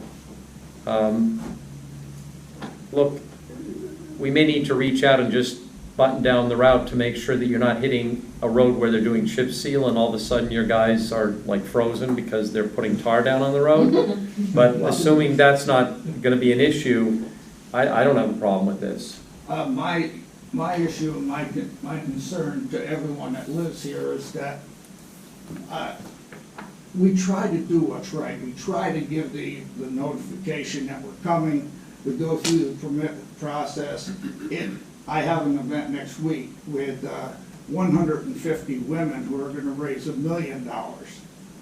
And it's the same process. We're going through another part in New Jersey, and the permit process is mind-boggling because there is no process to follow. Some towns you don't file a permit application, they don't have them, they don't know what you're talking about. Then they tell you, well, you're on a county road, go to the county.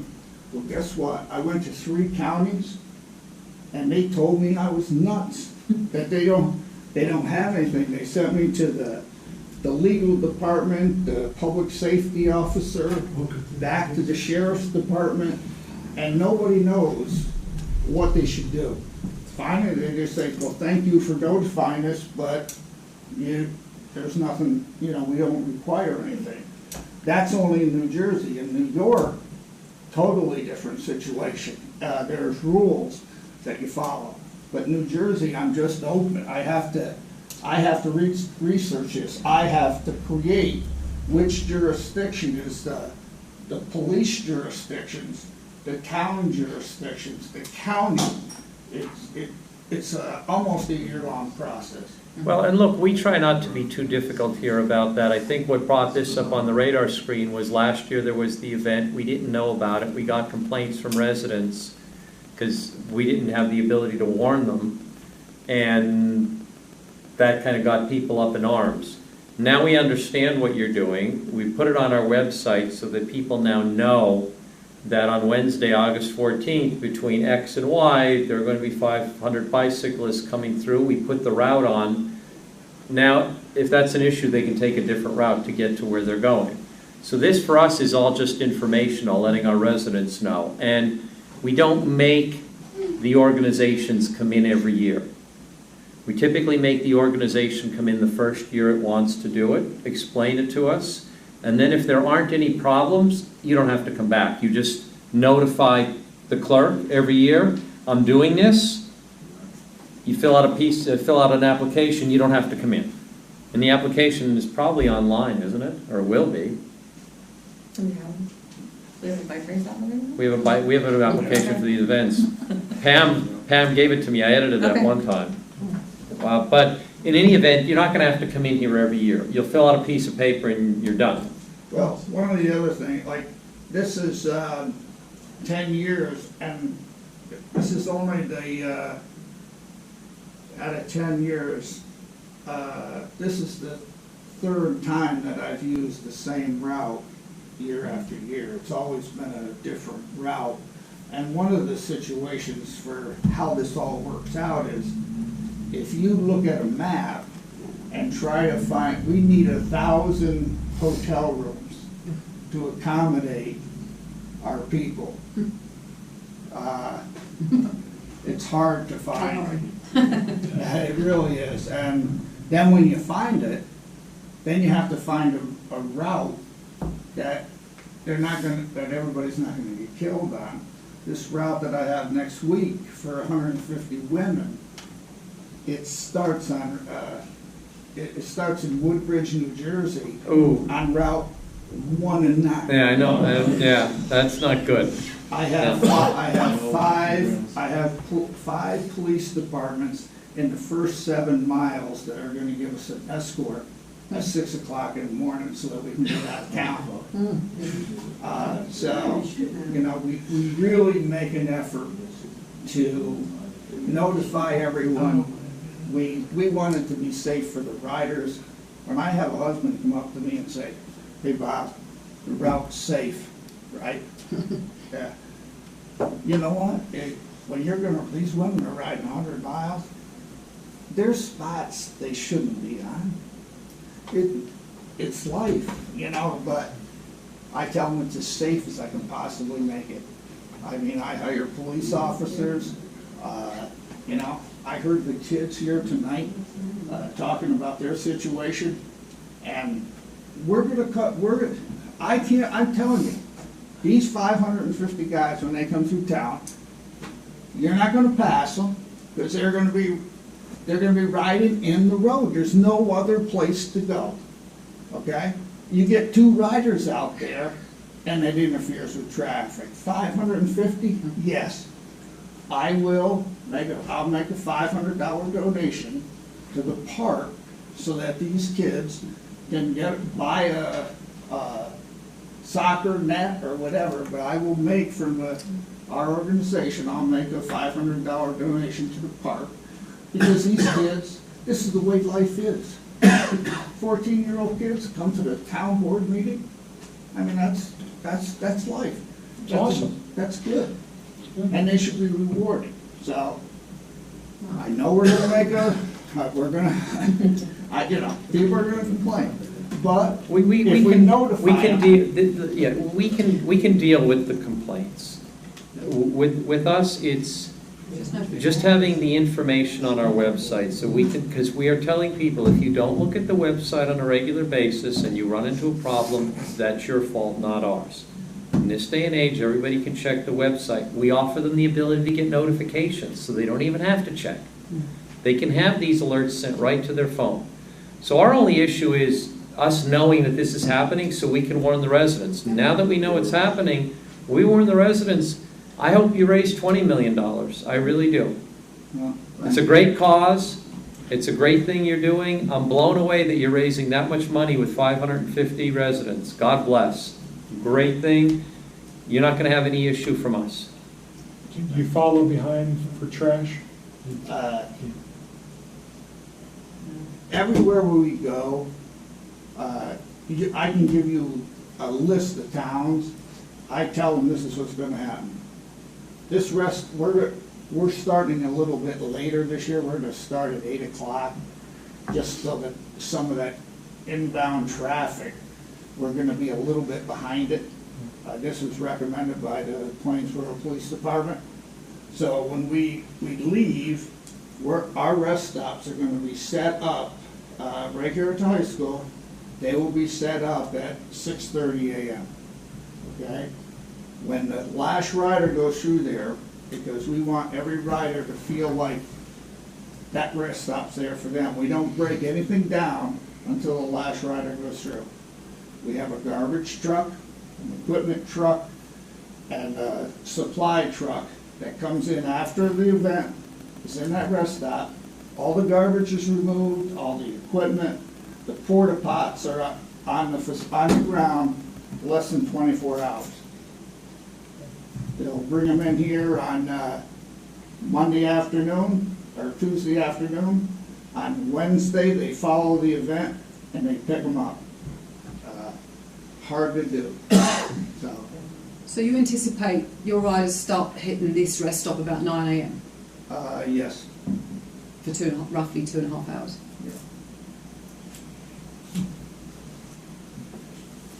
Maybe the most well-organized ride going through town, for sure.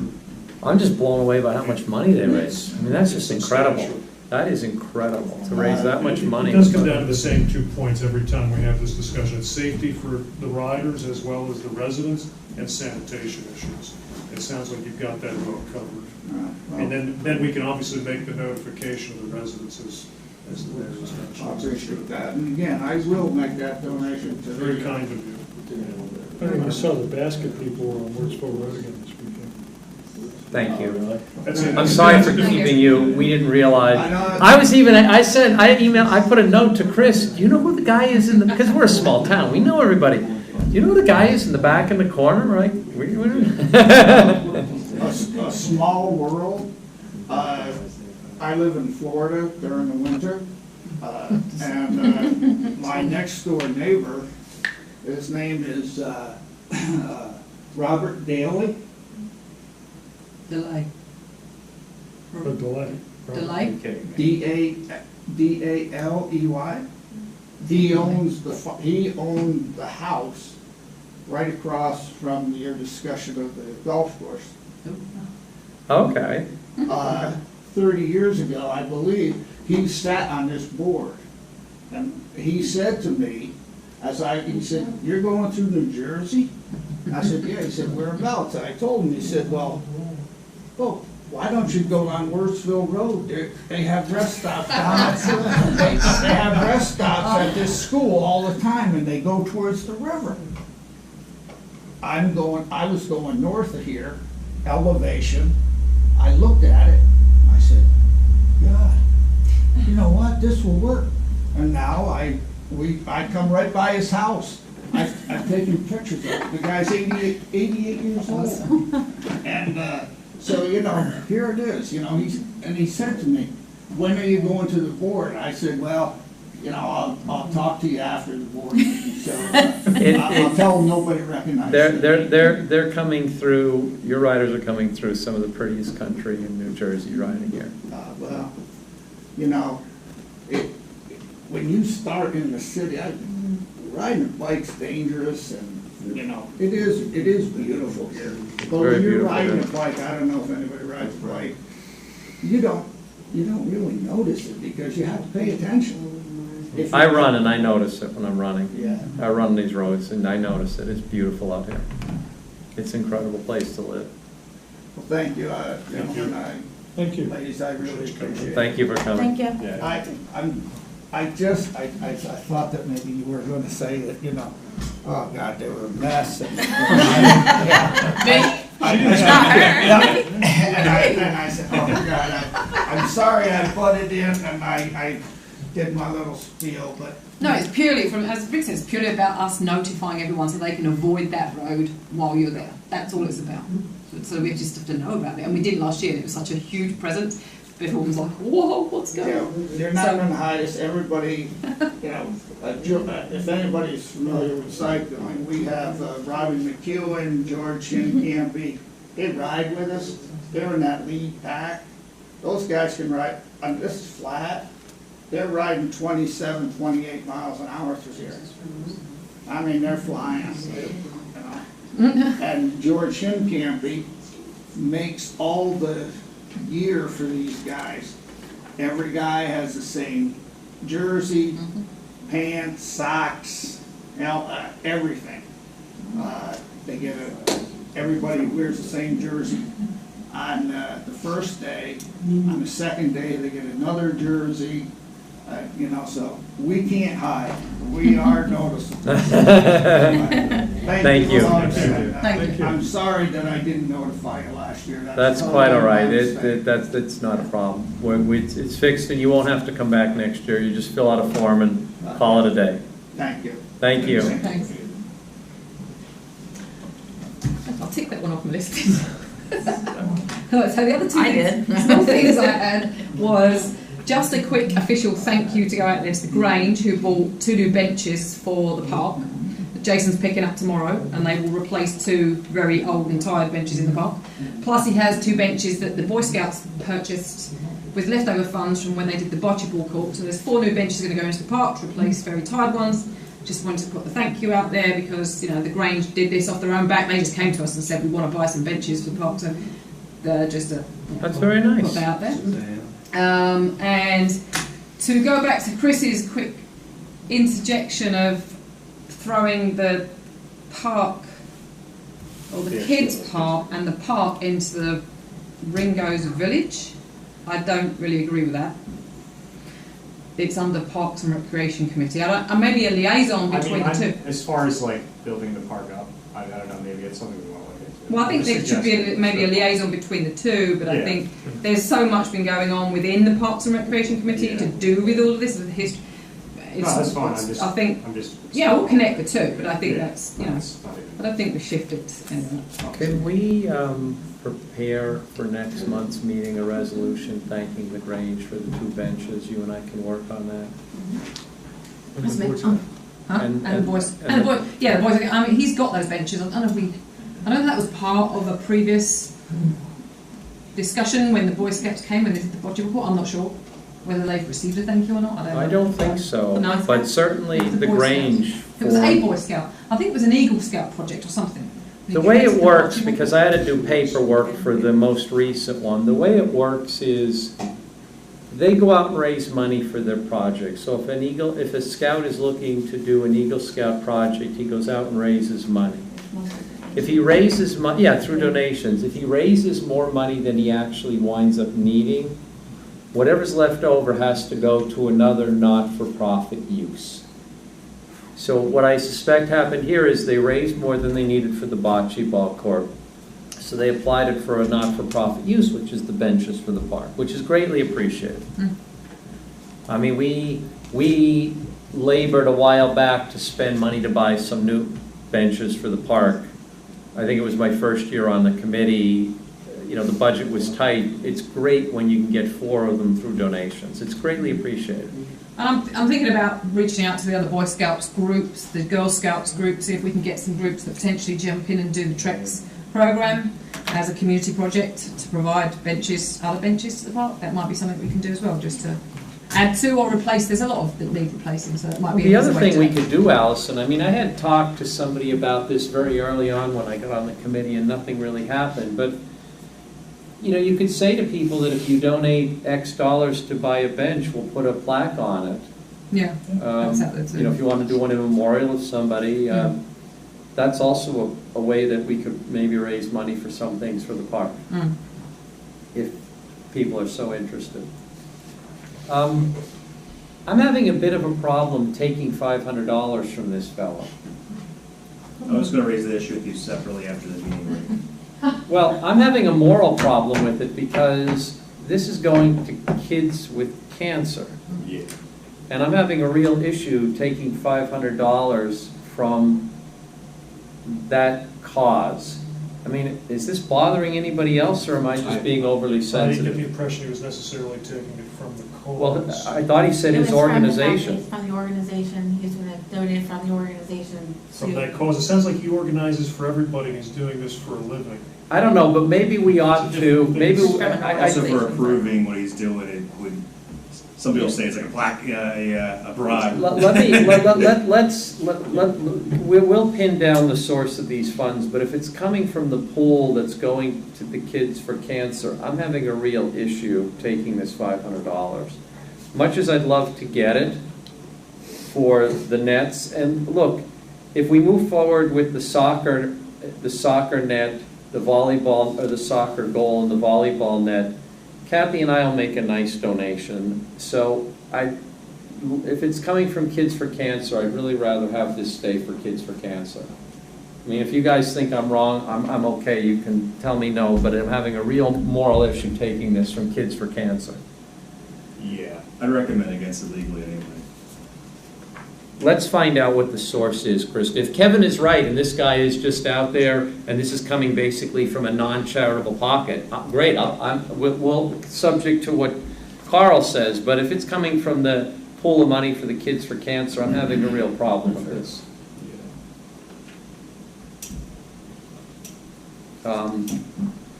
Okay, we are still open to the public. Anybody else have anything they want to say? Motion to close? So moved. Second. All in favor? Any question on bills of the evening? Can I have a motion to approve the bills of the evening? So moved. Second. All in favor?